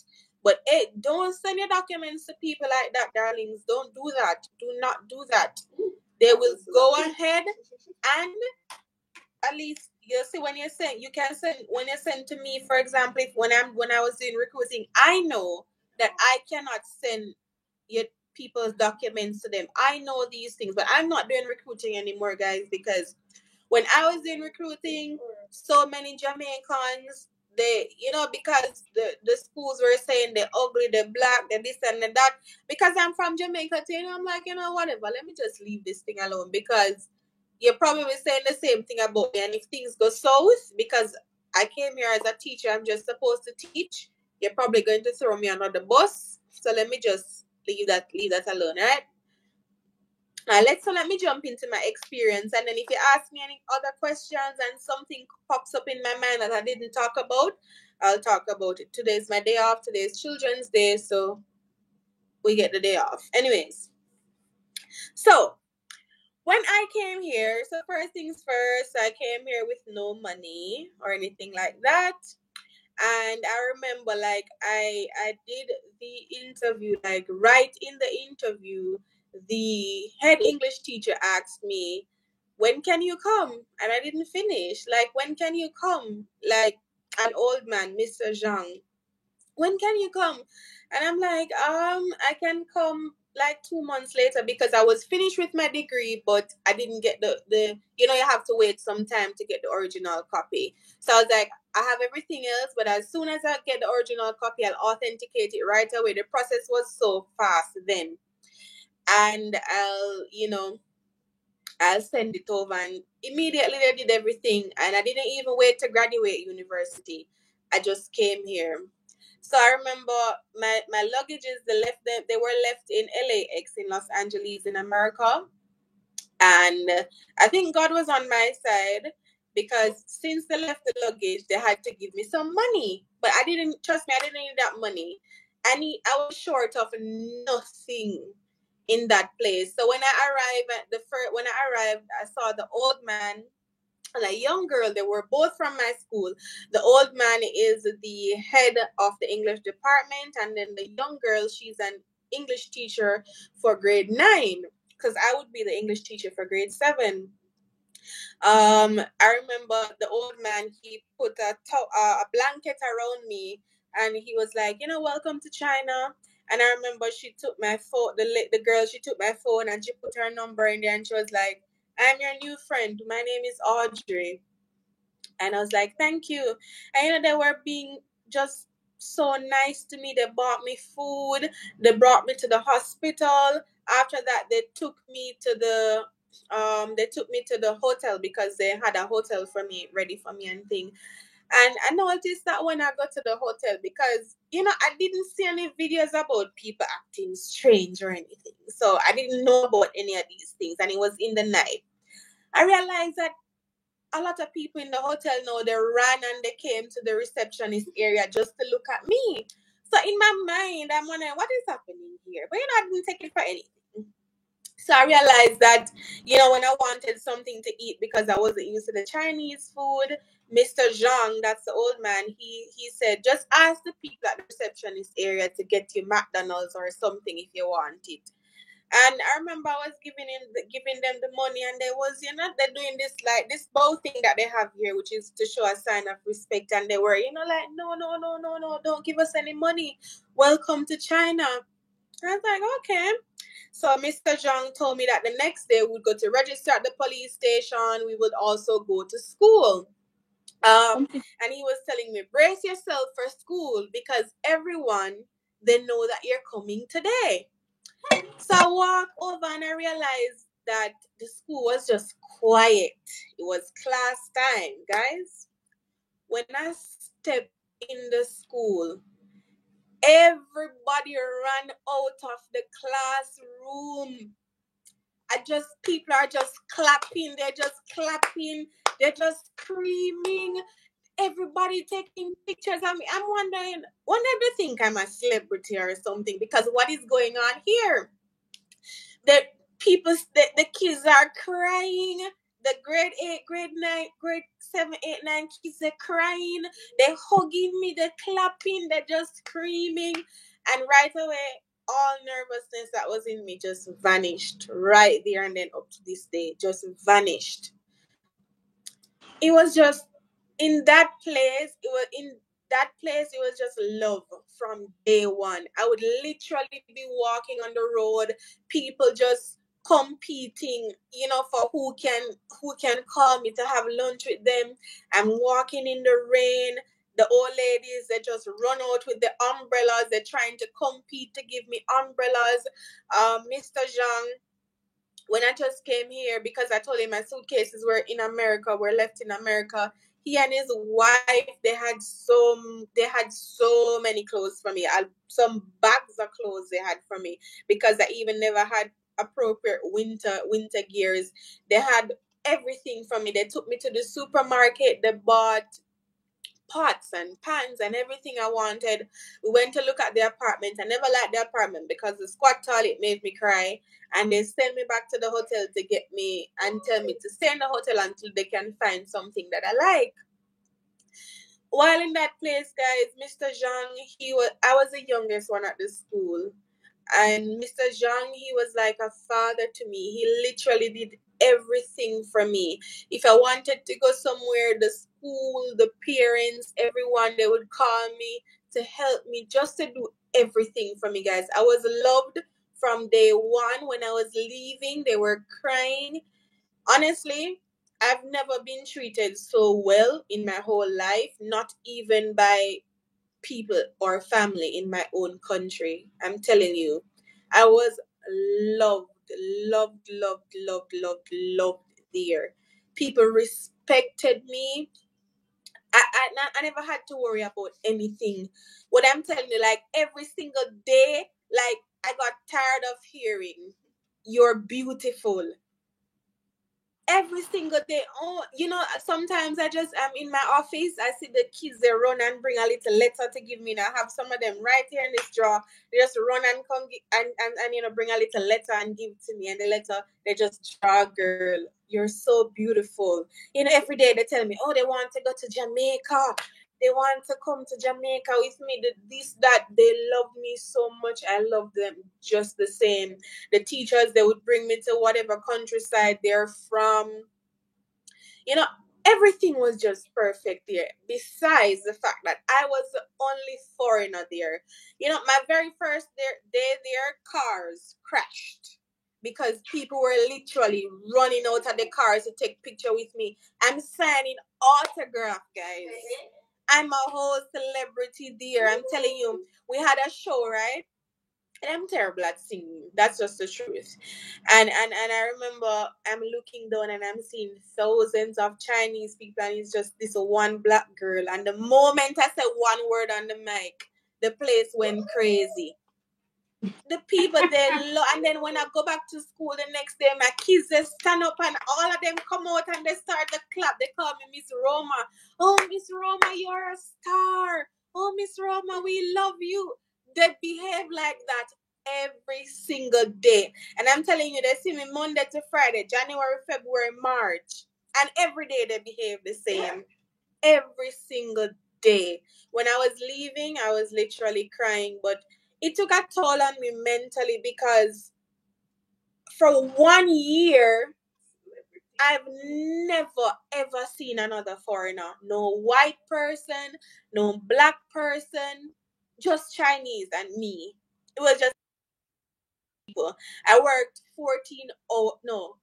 39 hours per month. Not much hours. They paid me well. I got breakfast, lunch, and dinner at school.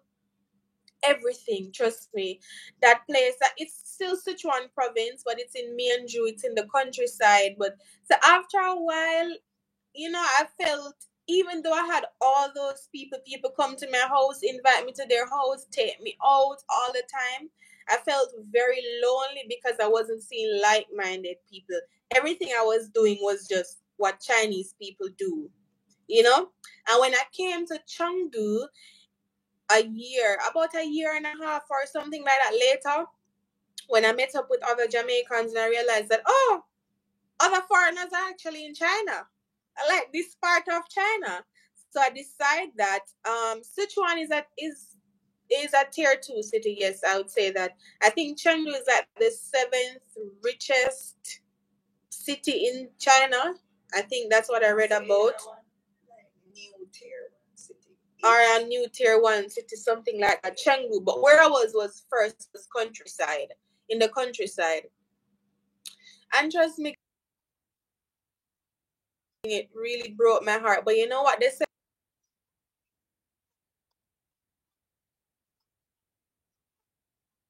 And we know that it will affect you. We're going to miss you. But if you can find a good job in the city, they helped me they went on the phone with the other school, the school that I am now. They called the other school to make sure that it's legit. They didn't cancel my visa, nothing, until I came here and they spoke to the other school, and the school said everything is fine now. We will take her from here. I just thank God every day that I came in a situation like that. Encountered racism kind of stuff was when I was looking for housing here, because in the city things are done differently. Because when I was in Mianju, I never had to look for housing or anything. They look for the housing. I just went to look at the housing. Is it suitable or not suitable? Now, when I was coming here, it was so hard for me to find an apartment. I'm going to the apartments. The landlords, oh, they don't want black people. People are nasty. No foreigners. That was racism. I saw an apartment. I loved the apartment so much, and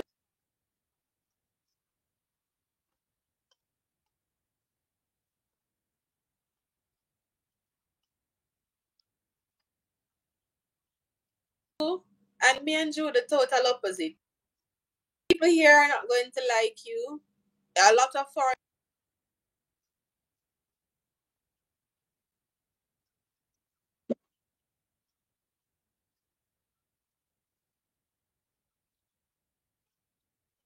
problems. There are local problems with people here, and people scorning you. You see, when it was COVID time in Mianju, in my first city, my school, they came to pick me up. They bring me to the supermarket every time when it was my time to go, because you had to go, like, specific places could go to the supermarket at specific times and whatever.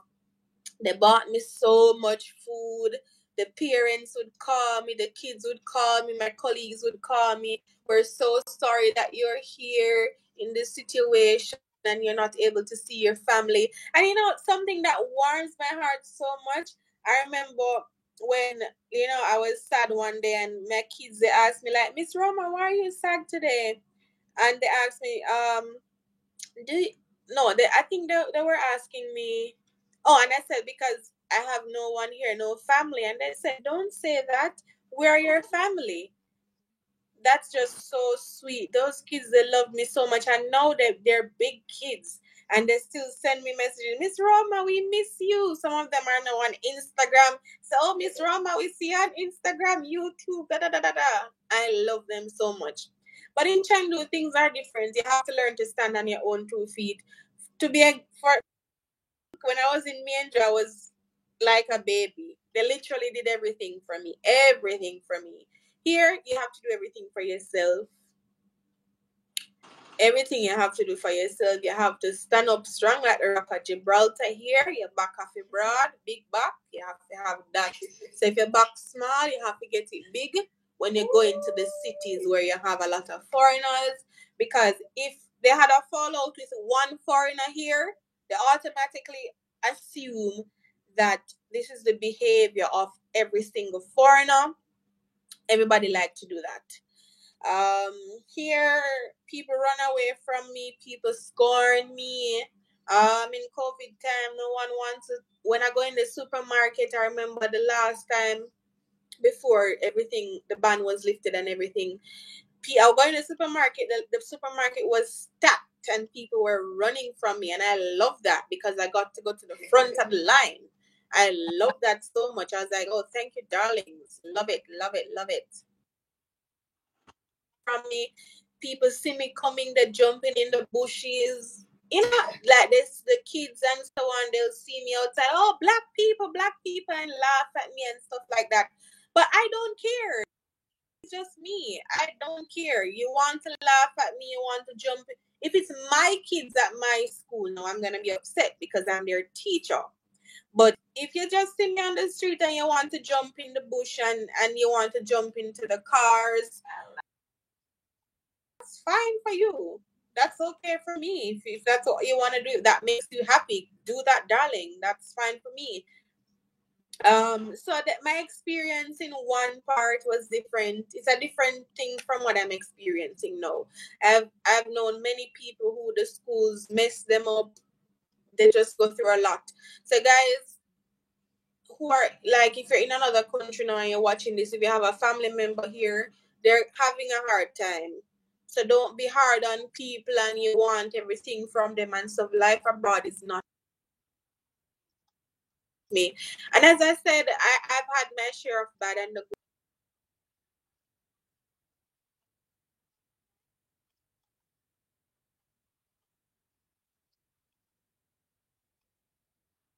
You know,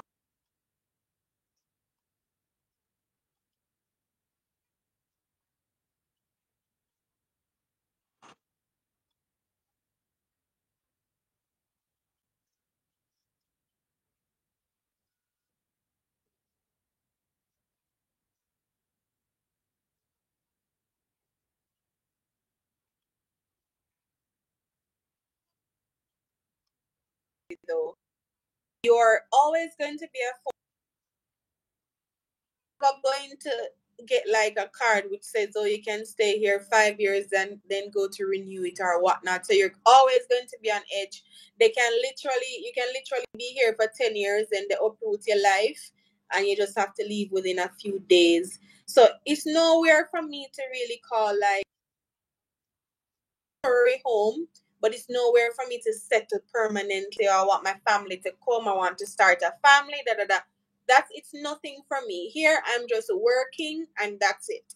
I'm just working and when I get my other things together, I'll definitely move on with my life.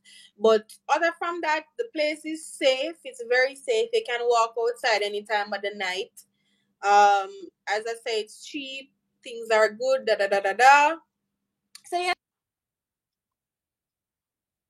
experience might be different from mine. When you hear from Tiffany, when you hear from Tashina, you're going to see that different.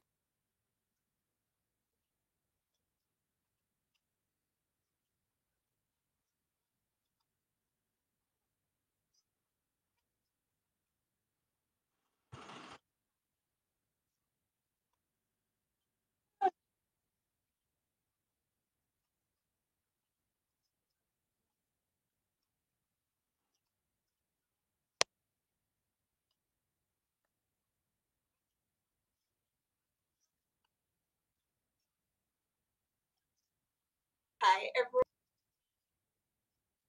So I've been here for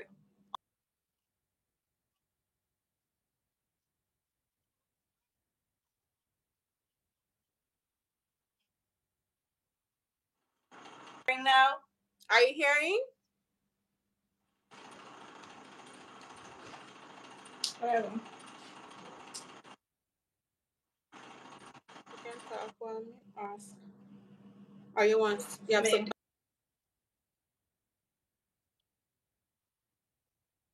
Tony.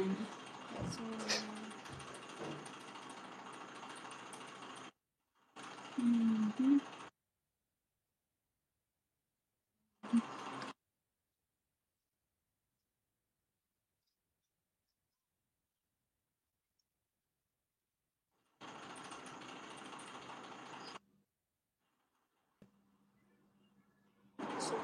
Ask. You can go and interact to see if they have see you. She said it's breaking. Are you hearing me now? I'm hearing. Come closer. Maybe talk louder. Are you?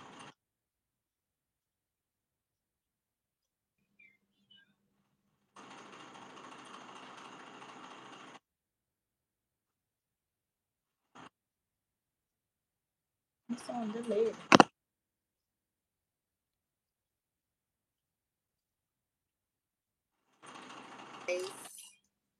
Are you hearing now?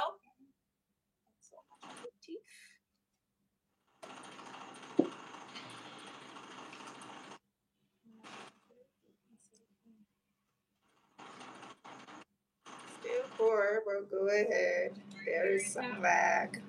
Yes, we are. Okay, so as I said before, I've been here 2 months and some days. June 7th will make 3 months since I've been here. However, my journey started, several years ago. So I met Romalie on Facebook because I was interested in coming to China. So let me tell you when, January 2020, I was in a Facebook group and I saw a comment she made. I messaged her and she gave me her WhatsApp number and it started from there. Then, the big C came, so everything had to be put aside. All right, so as it relates to the documents, as Romalie mentioned before, you have to get your original bachelor's degree, your original TEFL certificate, and you have to take those to be authenticated at the Ministry of Education. That's free, but for the Ministry of Foreign Affairs, I paid $1,000 for both documents, so $500 each. And it wasn't express, so it was like, well, they weren't having express because it was still kind of COVID-ish, but most of the bans and so were lifted in Jamaica, but they did not have any express service or anything. So I had to pay just the $500 for each document for the 5 working days.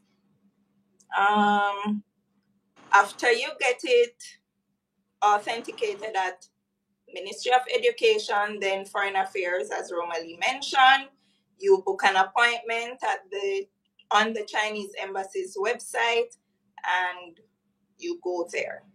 Well, you don't have to make an appointment unless it's the visa you're doing, you make an appointment then. Yeah.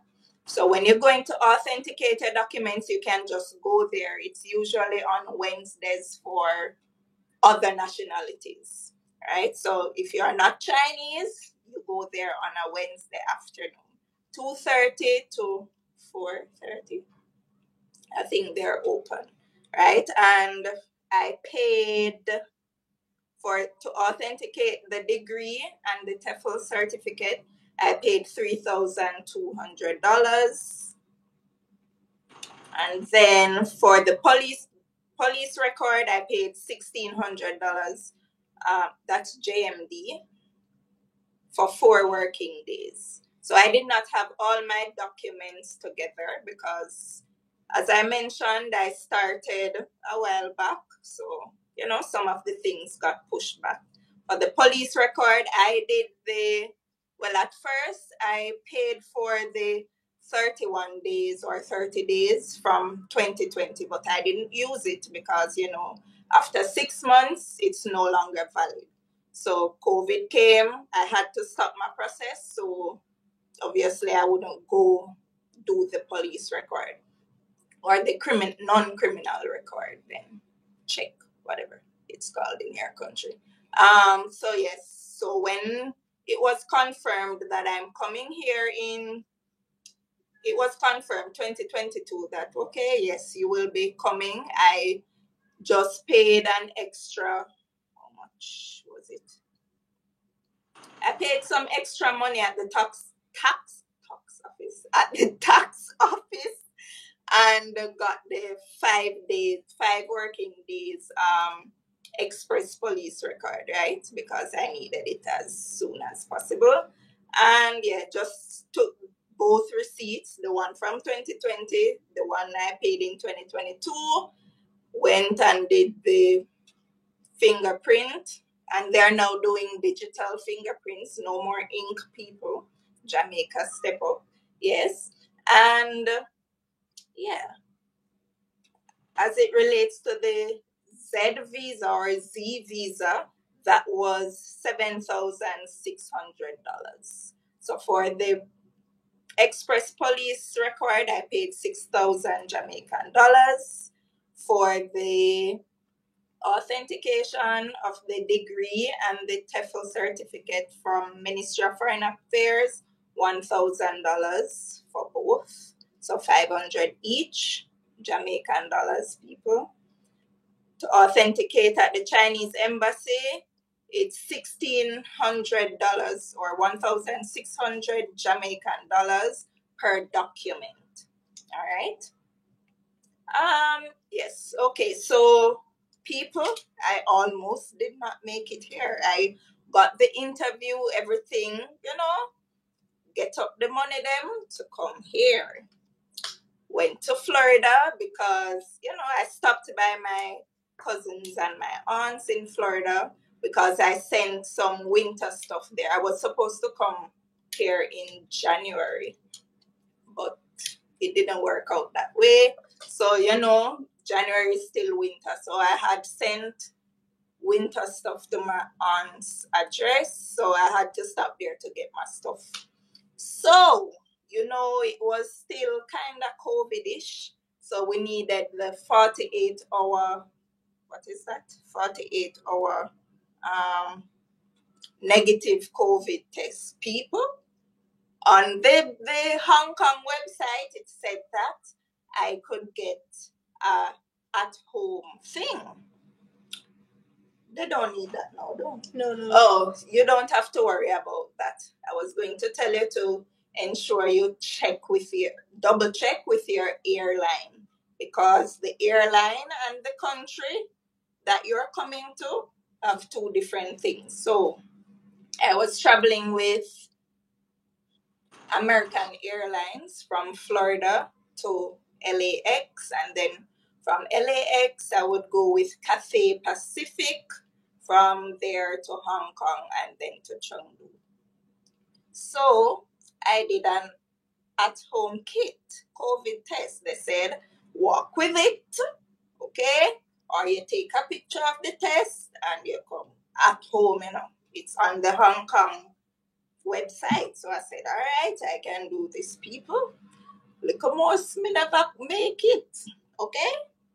It's a good thing I was just there waiting, and I said, Jesus, peace, what me I gonna do? Because my cousin left me at the airport. She took me inside, I'm checking my bags and stuff. And now the American Airlines, you call them people, not gate agents, those customer service people that check you in, yes, they were, checking my documents, checking my visa and so forth. They're saying, for the American Airlines website, they said it has to be an official PCR test or an official antigen test from, an official place, a pharmacy, wherever.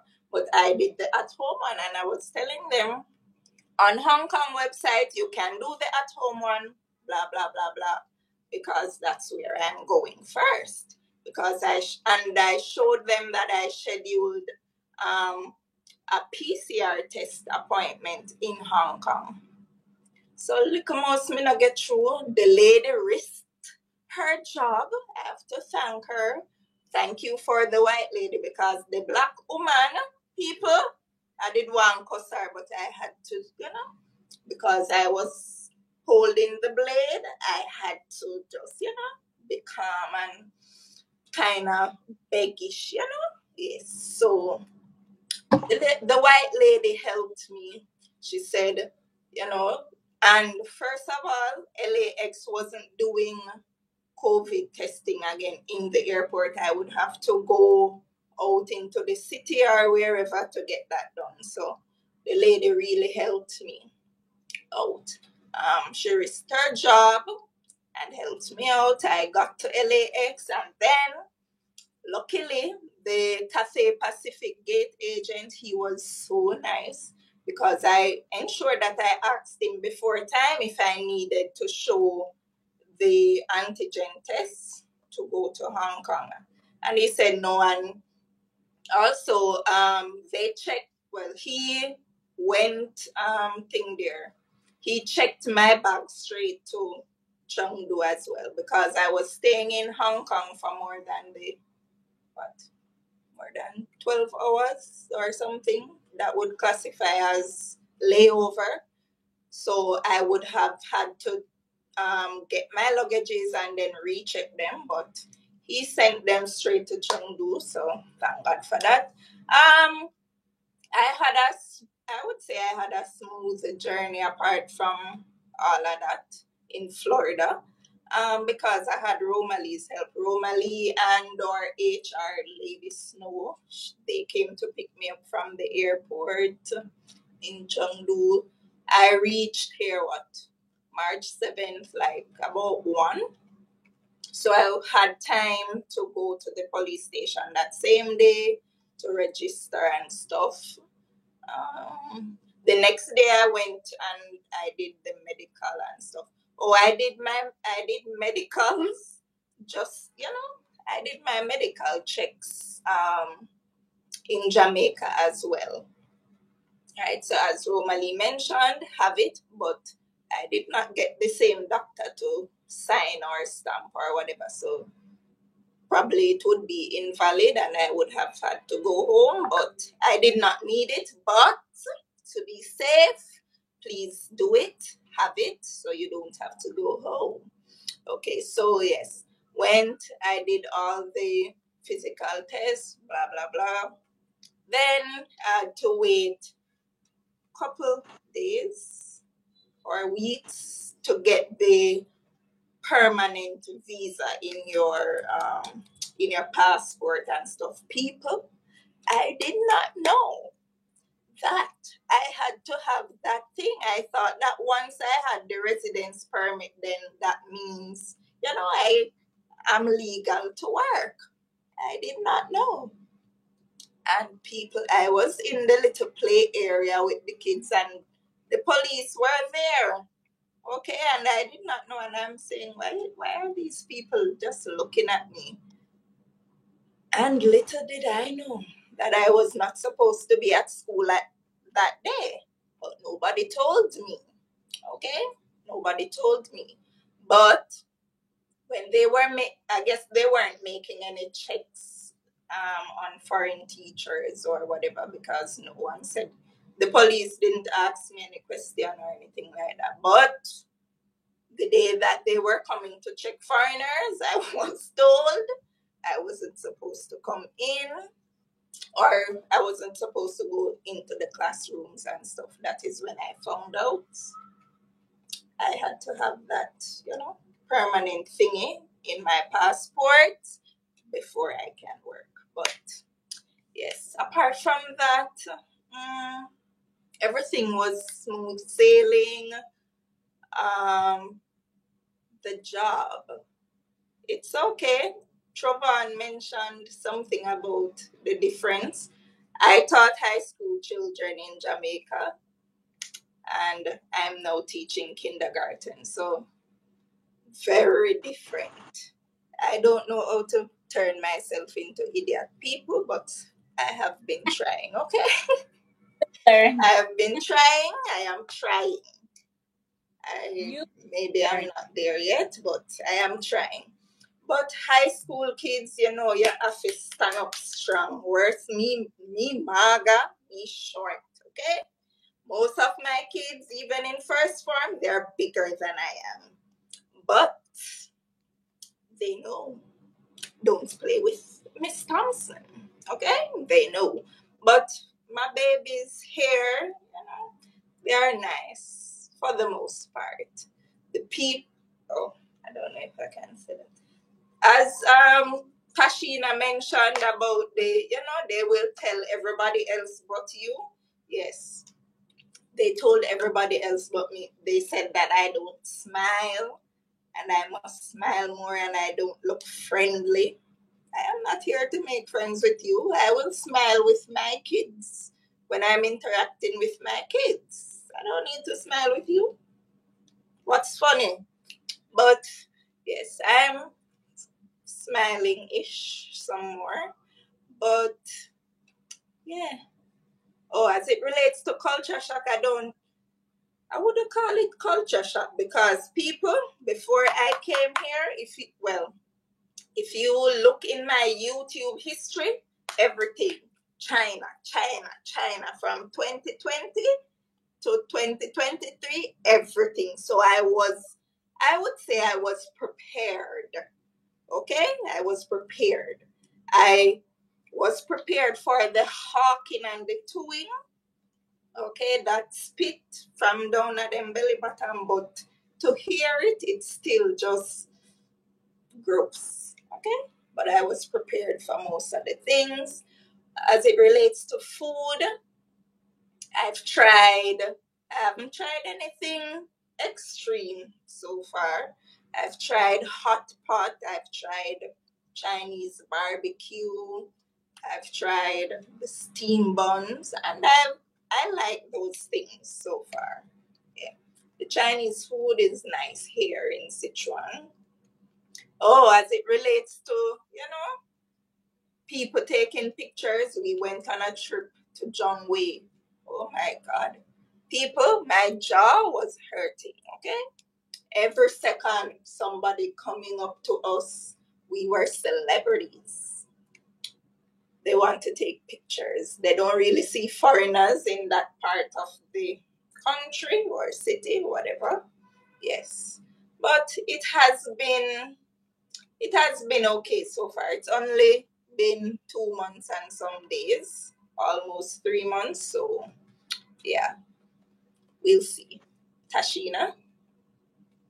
All right, guys. I'm a little deep, but all right. So I talked a little bit about my journey. So let me give you the very initial stage of it.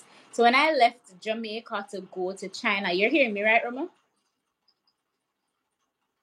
You're hearing me? Everybody hearing? Perhaps, but then again, what me for say? People can watch the replay anyways, so Okay, okay. All right. So when I left Jamaica, I didn't have much money, right? So that was the story of my life. But luckily, my first employer, which is the same set of persons I talked about with regards to, creating segregation, they were nice to an extent. So they paid for my recruiter had convinced them to pay for my plane ticket, and I was able to leave Jamaica. They booked the flights, so I didn't have a problem with that. I didn't have to go looking where to get connection and all of that. They took care of that. However, the condition on that was that as soon as I started working, they're gonna take their money little by little out of your salary. So at least that was good. And also when I arrived in China after leaving the hotel, they also paid and asked them to pay for my rent for the apartment. The thing though, I didn't love my apartment because it was like one of the smallest I've had when I was in China. Very tiny, and they were very cheap too. And they were seemingly adamant that they weren't gonna consider anywhere else. So that type of a thing can exist too. Anyways, I worked with it for the time that I spent at that particular school teaching. Um, they were helpful, if I'm being honest, at least in the very initial phase, because this is sometimes what will happen too. At first, you get the niceness, and then as soon as some of them get used to you, to the pretending stop. Because, of course, they're going to pretend for a while, but eventually person for who they are. So, they were very accommodating initially when we were to set up our phones. They carry us to the phone store. And I think when I left, I had I was a bit prepared for the winter. So it wasn't so bad. But in terms of the bed item, and this is something I had to go shopping for that. So I had to get blanket for the bedding and all of that type of a thing. So there's that. Working with them, I wasn't the most comfortable because they had started creating that practice of comparing myself and the other young lady. And like I mentioned, I'm a high school teacher. So I am more going to be observing you than be smiling. But eventually transitioning from a high school where you teach grade 7 to probably grade 11, and you know how you have to be with them in a Jamaica compared to teaching at a kindergarten and primary level, you will make some amount of adjustment. But let me tell you, it was a constant comparison between myself and my other country mates. So they did that type of a thing. And I'm somewhat happy because this first-hand experience prepared me for other employment places. So there I transitioned. So COVID hit, and that was a surprise for me. So when I went to January 2020, COVID hit, right? And that was a transition. During COVID period, though, they tried to ensure that they assisted us as much as they were able to. So at one point, they carried grocery. And remember, COVID hit at a point where it was during the time they were thinking about going off for holiday. So we really and truly didn't work for long. So that was pretty hard of an adjustment. But eventually, when we started working, we started getting salaries and all of that. Like I mentioned with the comparison, eventually now it reached a point where they were thinking about downsizing. And guess who they sent? They put it in such a cute way too, because I was working with a school that had a group of schools. So it's like they had the brand, but you have different principals for the different locations. So they were like, they're thinking about downsizing, whatever. But that was a blessing in disguise because I went to a school after and they completely loved me. And that was my second. So the first city was in Nanjing. And was in Fuzhou, which is also in Zhejiang province. Then I left there and I went to Haining, which was pretty close to Hangzhou. It was just right away from Hangzhou. There, I still in the training school environment. By then, I realized that I don't let nobody push me over because at a point in time, I had stopped talking as much to how the first school they were going at it and comparing and nitpicking. So they'll do a lot of this. So you have to have backbone and know how to take it. So the second school, they completely loved me. I was like one of the teachers who taught all of the different levels from the kindergarten right up to primary, and I did extra classes for them.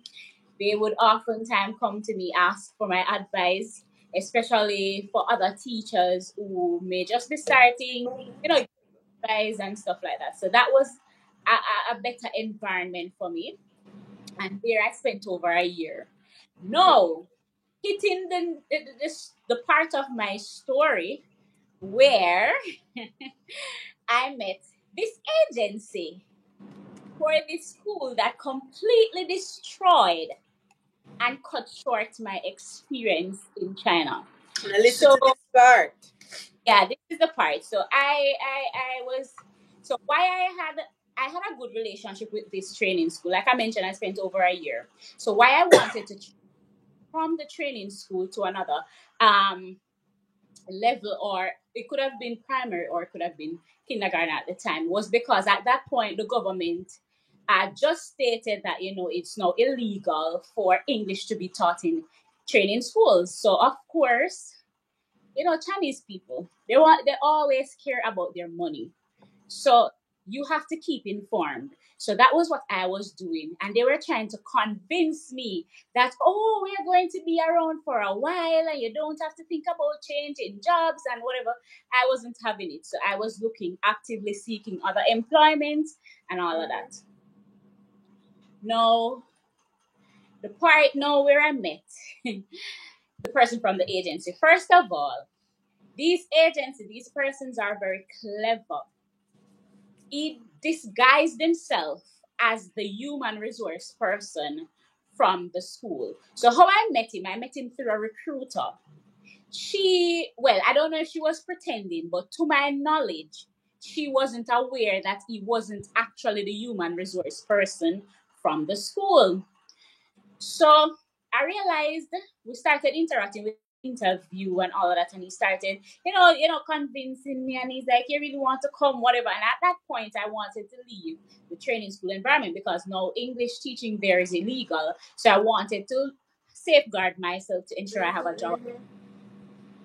So started the process. I decided, oh, I'm gonna accept it. When I found out that that gentleman was not actually the HR, when I Remember transitioned, when you tell me? Remember yeah, when you tell me, Mr. Jesus Christ?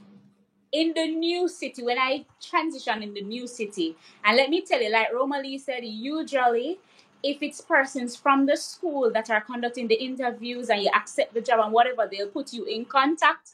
And even if they don't proactively do it, ask them to do it. So at least you can communicate with somebody who's already at the school. So I did not know anybody for this kindergarten aside from this supposed human resource gentleman, right? Anyways, so I transitioned where I moved to the new city and I was there. There was like a little layover, I think a month period before documents even get processed and all. And I kept on asking, so if I'm a person, I will, Document. So, huh? oh, no, yeah, clear. You can continue now. Okay. So I'm a person I think a lot. So I started thinking and, asking him some question and I realized how he's answering. You're going around somebody and then the building that, they had the housing in the apartment that was available. I realized I started meeting foreigner. So remember, I didn't meet any foreigner from the school through that person. But when I started living in the apartment, like I mentioned, it was a 30-day window before I started working. Because what they did, they hired me before the person who was going to leave the school left. I didn't even know either. So basically, it was like a backup, your backup, your reserve. That was the type of thing. Anyways, in the building, one day, I think I started familiarizing myself with my environment. So I started going out. So I met one young lady. We started conversing. You see, foreigner, you're gonna try to strike a conversation. Then I mentioned something, and I started asking if they know where the school was, and that I started learning little bits and pieces about the school and the fact that it's actually an agency and not a human resource person at the school directly. Jaja. So you can imagine I would have already moved everything. I would have allowed them. The smart thing that I did was to allow them to pay for the rent. So I didn't have to pay that out of my pocket. So all of that was already done. Mark you, I didn't give them my documents. And let me pause right here, guys. This is extremely important. Your documents, all your authenticated documents you take with you to China, you should not allow your employers to hold on to these. These are manipulative people by nature, and they will refuse to give you back your document or they will lose your document. And of course, they are not accountable people, so they won't care. You know the importance of having your document because you can't move on to another job without your non-criminal record, without your degree. So you have to ensure you keep those. You're not a child. You don't need any employer to keep anything for you. If anything, they take your document and actually maintain a photocopy for themselves.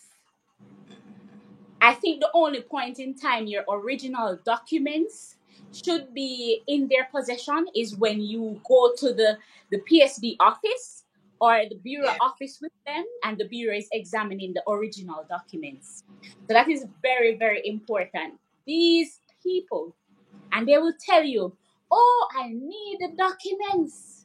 And if you don't know, you will give away your right because that happened to me in my first job too.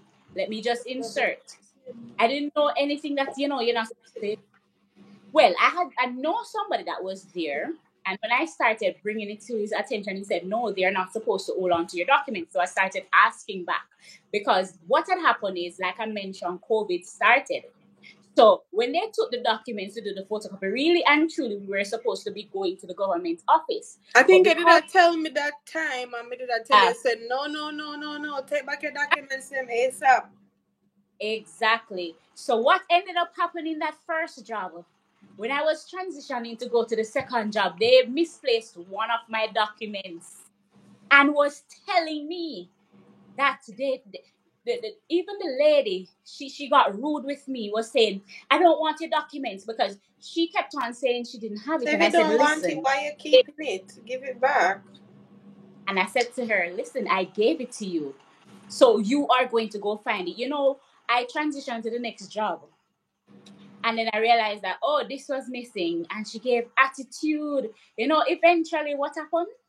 They had a case where the government was coming in. So what they did was separate some of the documents. I don't know why they even did that, because if the government is coming in, I would presume all the documents for a particular person would need to be shown and reviewed. So they had misplaced it and put it somewhere else, right? And of course, I didn't get any apology for how she acted as if I am accusing her. You were When forced to buy them. go on. So, guys, you will face this. You will face this. Ensure you keep, only allow them to photocopy your documents. Do not allow them to keep it for you. You are not a child, because if you did that one pitney, if you were a child, you couldn't leave Jamaica to teach in China. So don't play with them. All right, back to the story now with the supposed human resource person, which was actually the agent from the agency. So he pretended, and I started learning through persons who were actually employed there already, because I was curious, where is the school located? And they started telling me the school, Jingshu, and that type of a thing. And they said this, that, and it's actually an agency. And I was like, what?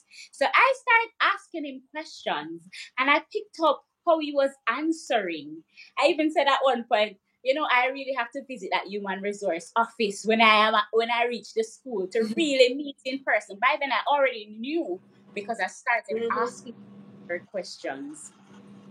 Listen, these agencies, they are clever. And let me tell you, at the time, I felt like I was in a situation where I couldn't jump, because I already had the apartment, right? I already moved. So I was like, all right, it's already bad. So I'm going to try to do out my time.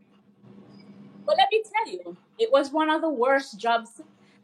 I wouldn't say the job itself was worse.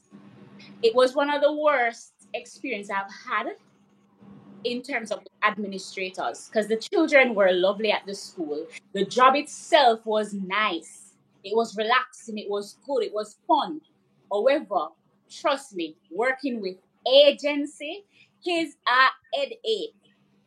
Headache, I tell you. It's like they're the middle person between you and the school. And then this school was adamant, because, all right, this was the thing. The school was adamant that they are under contract with the agency. Because remember, foreigners, they're already learned. So everybody had an issue. And there was always communication problem. And like Romalie said to you, whenever it's an agency, you are not being paid correctly. You are working for the agency. In my case, the contract actually had the school's information and not the Scammer. agency. So they properly embedded themselves and pretended like, they are the HR for the school. So properly. And whenever you confront them and say, oh, you're the HR, they act as if they're not. But every communication had to be done through them.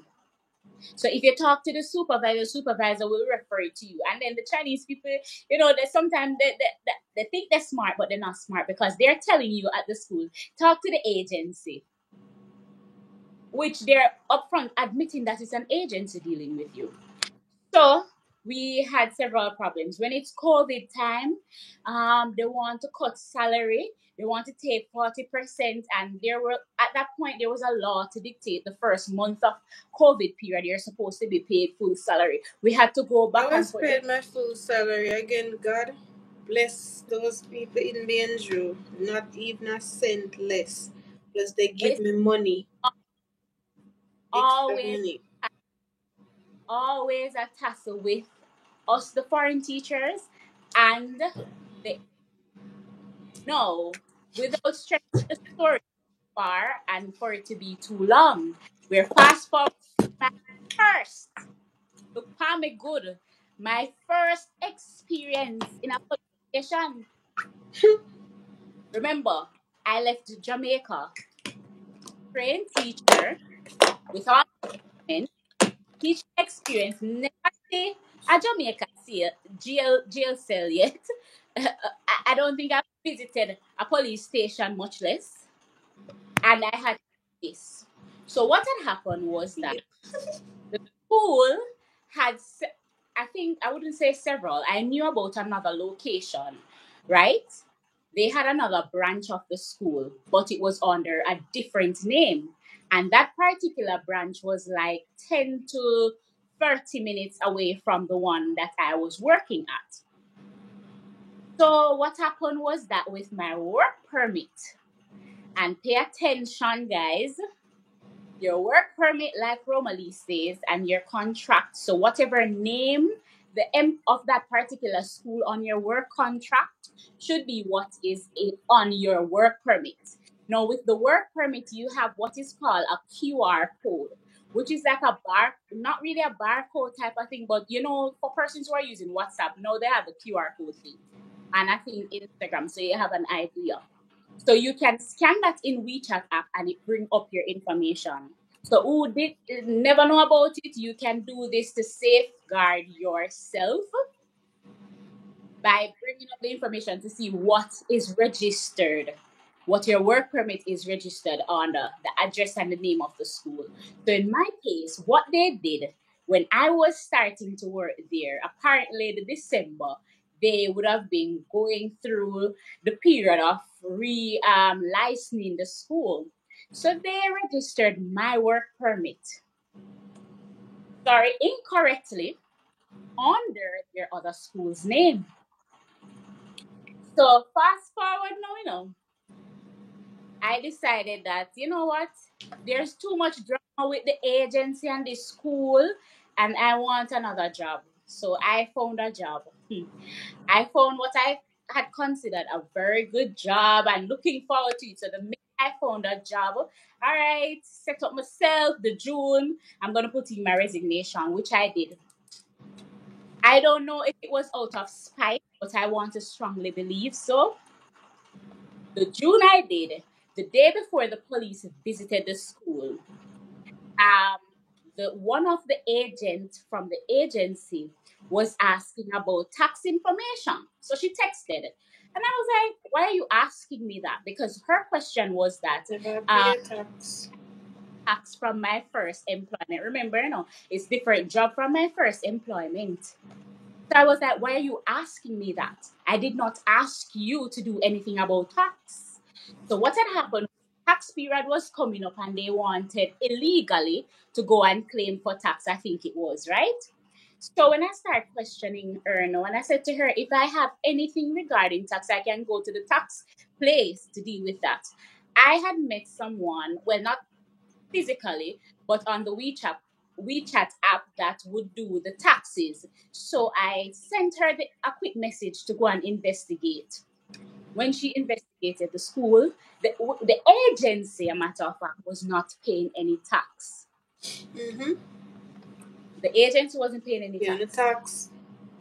So at that point, I started asking my coworkers, did you get a message? They confirmed that they did and whatever. So I started relaying to them that, I realized that there's no tax being paid on my behalf. So it's highly likely that it's the same for you because it's the same agency, everybody being paid under. So we went to the principal. No, the principal acting all, honestly, they can be so foolish. They act like she didn't know anything, which it could be to an extent, but they are mastermind manipulators, so you can't even trust them. So she was like, she don't know about it because the agency is the one that they paid and they don't do this function, blah, blah, blah. Anyways, that was the day before with the tax issue. And I said to her, I have evidence that they're not paying any taxes. Oh, I'm going to call them, because she claimed she couldn't get through to the head of the agency, which was the supposed guy that was acting as if he's the human resource person. Anyways, the day after now, normal day, came in, was in my class preparing, because that's what I normally do in the morning, prepare, take out my different tools that I'm going to use for games and stuff like that and organize my day. The supervisor came by the window and she was like, we're going to have a meeting. So I said, by we, who do you mean? Me and you, or all the teachers? She said, all the teachers. But I realized something was off. She said, in the big meeting room, normally we would meet in a small classroom. So I was like, that's odd. But I didn't bother to ask any question. And usually I would move immediately, right? Usually I would move immediately, but this time I just moved. And I always say to myself, had I known. But anyway, so apparently the police visited. So in my thinking, I believe because of what happened the previous day, where we highlighted that they were doing illegal work, because I did say to you, said to the principal, listen, if your agency is not paying the tax, they're doing things illegally, right? And that implicates us, because we never come here for these type of illegal happenings. So I want to believe, and I think because they're so manipulative as a set of people, they'll do things to put you in problem because they know the greater extent of an incident will be on the foreigner's end, and it have a more serious implication, especially since their society is run by money and they can buy them their way out of things. But anyways, the police came and he was there and he was like, go over there, take a picture. So I was like, what are you saying? So I start, I'm naturally a person. Your mugshot. I'm not used to that. Go over there. So I said, what is this about? So I started engaging with it. What is it about? Oh, I shouldn't ask any question and whatever. I'm like, but you don't do that. We're foreigners. We need to understand what you're doing. You know, it's not like the supervisor said, oh, they're doing any check. She didn't even inform. And I'm like, you're so foolish. You guys did stupid thing, and you put people's back out like that. So the long and the short was that they were doing routine checks. And based on my investigation, even after the incident, it seems like within the area, they were doing the checks at several schools too. Anyways, long and the short of it, they found that my work permit is not correctly registered under the correct school. So they checked everybody in, and I realized they sent away my coworkers, and I was left in the room with also the lady from the entry and exit bureau. Because what had happened was I went there because I know how manipulative the Chinese can be. So when I put in my resignation, I went there to find out if I'm doing everything by the book and all of that. Long and the short of it, I ended up at the police station. And the gentleman was like, you're working illegally. So I'm like, what are you talking about? Like, this ain't funny. What are you talking about? He's like, your work permit shows different things. And at first, he was giving me attitude and all of that. Eventually, when we went to the police station, I waited. It was an entire process. Can I say? An entire process. They had to check. I think they had to remove a female officer had to come in a room with me. They had to check, and I'm like, that's so stupid. You took me from a kindergarten. What could I possibly have had in me? But possibly it's their procedure for persons who are coming in. I always wonder why they have to check the private parts of the women, like whenever I go to the exam and stuff. Like, what does that have to do with me being a teacher? I don't know. So eventually, I was there waiting. We went in an investigative room, and he was there questioning. And he was like, whatever. Eventually, the officer realized, but you were cheated from the very, very first. I said, that's what I've been telling you, sir. This person guised himself as if he's the human resource person at the school. I did not know he was an agency. And at that point, I didn't even know there was a body that I could have gone to get redress regarding a situation like that. So he mentioned, I think, the labor arbitrary office that I could have gone to report this. But you see, in China, sometimes, let me just say, you have to keep informed. That's just it. Keep informed regarding the laws that affects your employment. So I spent the entire day. They came at the school. They took me from the school from about 8, and I never left until about 5:36 from the police station. And can I add, a part of what they were saying is that, oh, I had to pay a fine, even though he realized it had nothing to do with me. And this is important for you to know. When it comes on to your work permit, foreigners, you are not the one that apply for it, and they very well know this. Which means a school can put in a document you're not even aware of, because you don't know what document the school is submitting for the school, because they have to submit documents for themselves as well as your document. So you don't know what they're submitting. So in my case, I couldn't understand, why would you want to say 5 day detention, or I would have had to, I needed to pay. So there was a fine, I think of 5,000, and 5 days detention. When I hear 5 days detention, I was like, no, this one, I've never been to God, police. yeah. I can't even imagine.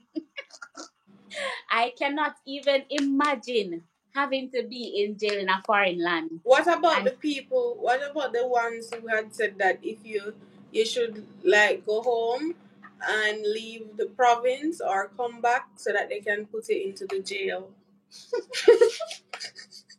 all right. So what eventually happened was, they realized I missed at that point, when they mentioned the jail, tears came to my eye, because I was like, Lord, but I was praying during this time, from they took me from the school, I was praying. I was like, Lord, what? So the guy was like, all right. And it was an entire process, 1 hour after, sit down after he explained, he had me sign the document. Because what happened is, the investigating person who took me, the gentleman from the school, and he asked this question and whatever, he had to type up um, a report for which I signed to, and all of that. And then somebody else, I think his supervisor, came again, and he told me about the fine and the imprisonment. And I was like, but that is not fair to me, because I didn't put myself knowingly in this situation. After that, no, he took another hour again. I don't know what he was doing. And then eventually, when he came, like, all right, let me tell you, your school should be the one to handle this, so you can speak with the school to pay the fine. Yeah, But you that's have what to was said by them. leave Changzhou as soon as possible. I didn't bother hesitate for long. They think me even hesitate for long. Believe. You know what? That school ended. It didn't end there, guys. You have thought that they within themselves. No, I really did this foreigner wrong. It didn't stop there. So the job that I got in May, all right, I thought the school paid the fine, and that was so they did not pay. And I did not know until I moved to the new city and settled in the new apartment, and it was for the new semester to begin. And now I'm inquiring about my work permit, that I realized the school that got me in the hot water paid fine. And I had to go to them. And you know how the supervisor acted? She said to me, your situation is complicated. I was like, what are you saying to me? I came here, Complicated. right? What foolishness is that? I said, complicated. So the part of it, what I looked for all jobs, and good paying jobs too, jobs that would have paid me well. I looked for jobs because of their negligence and stupidity, I would say. Because know they did not know it was illegal, but they know you cannot trust these people.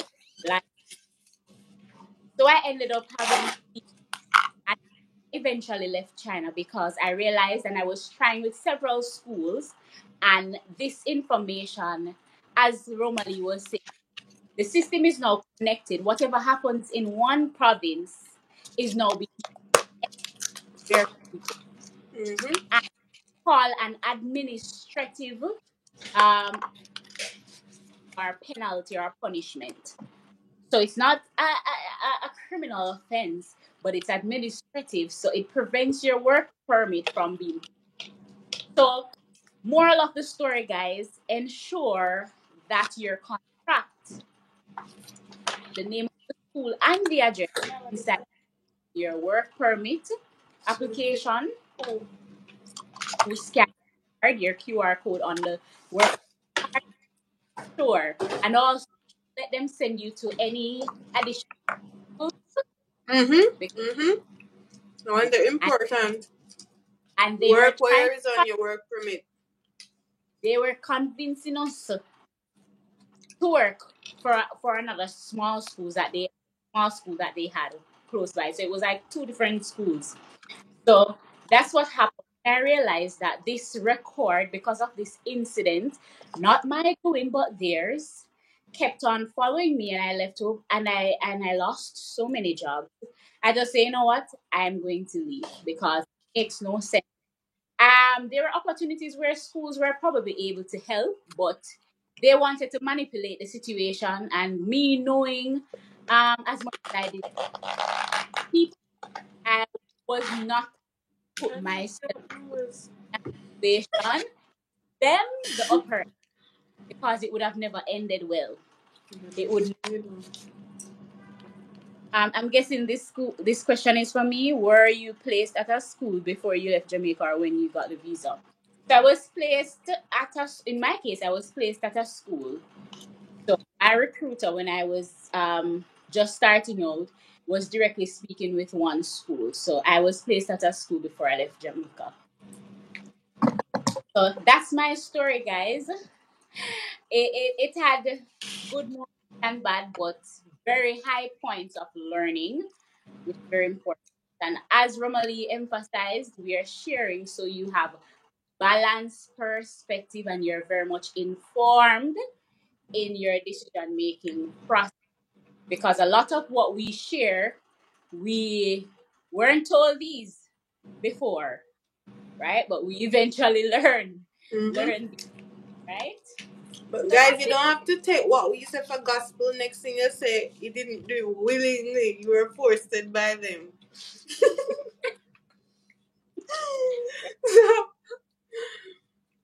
And as Romali said, she have an experience where she sees several persons had to leave. I have heard of several cases too.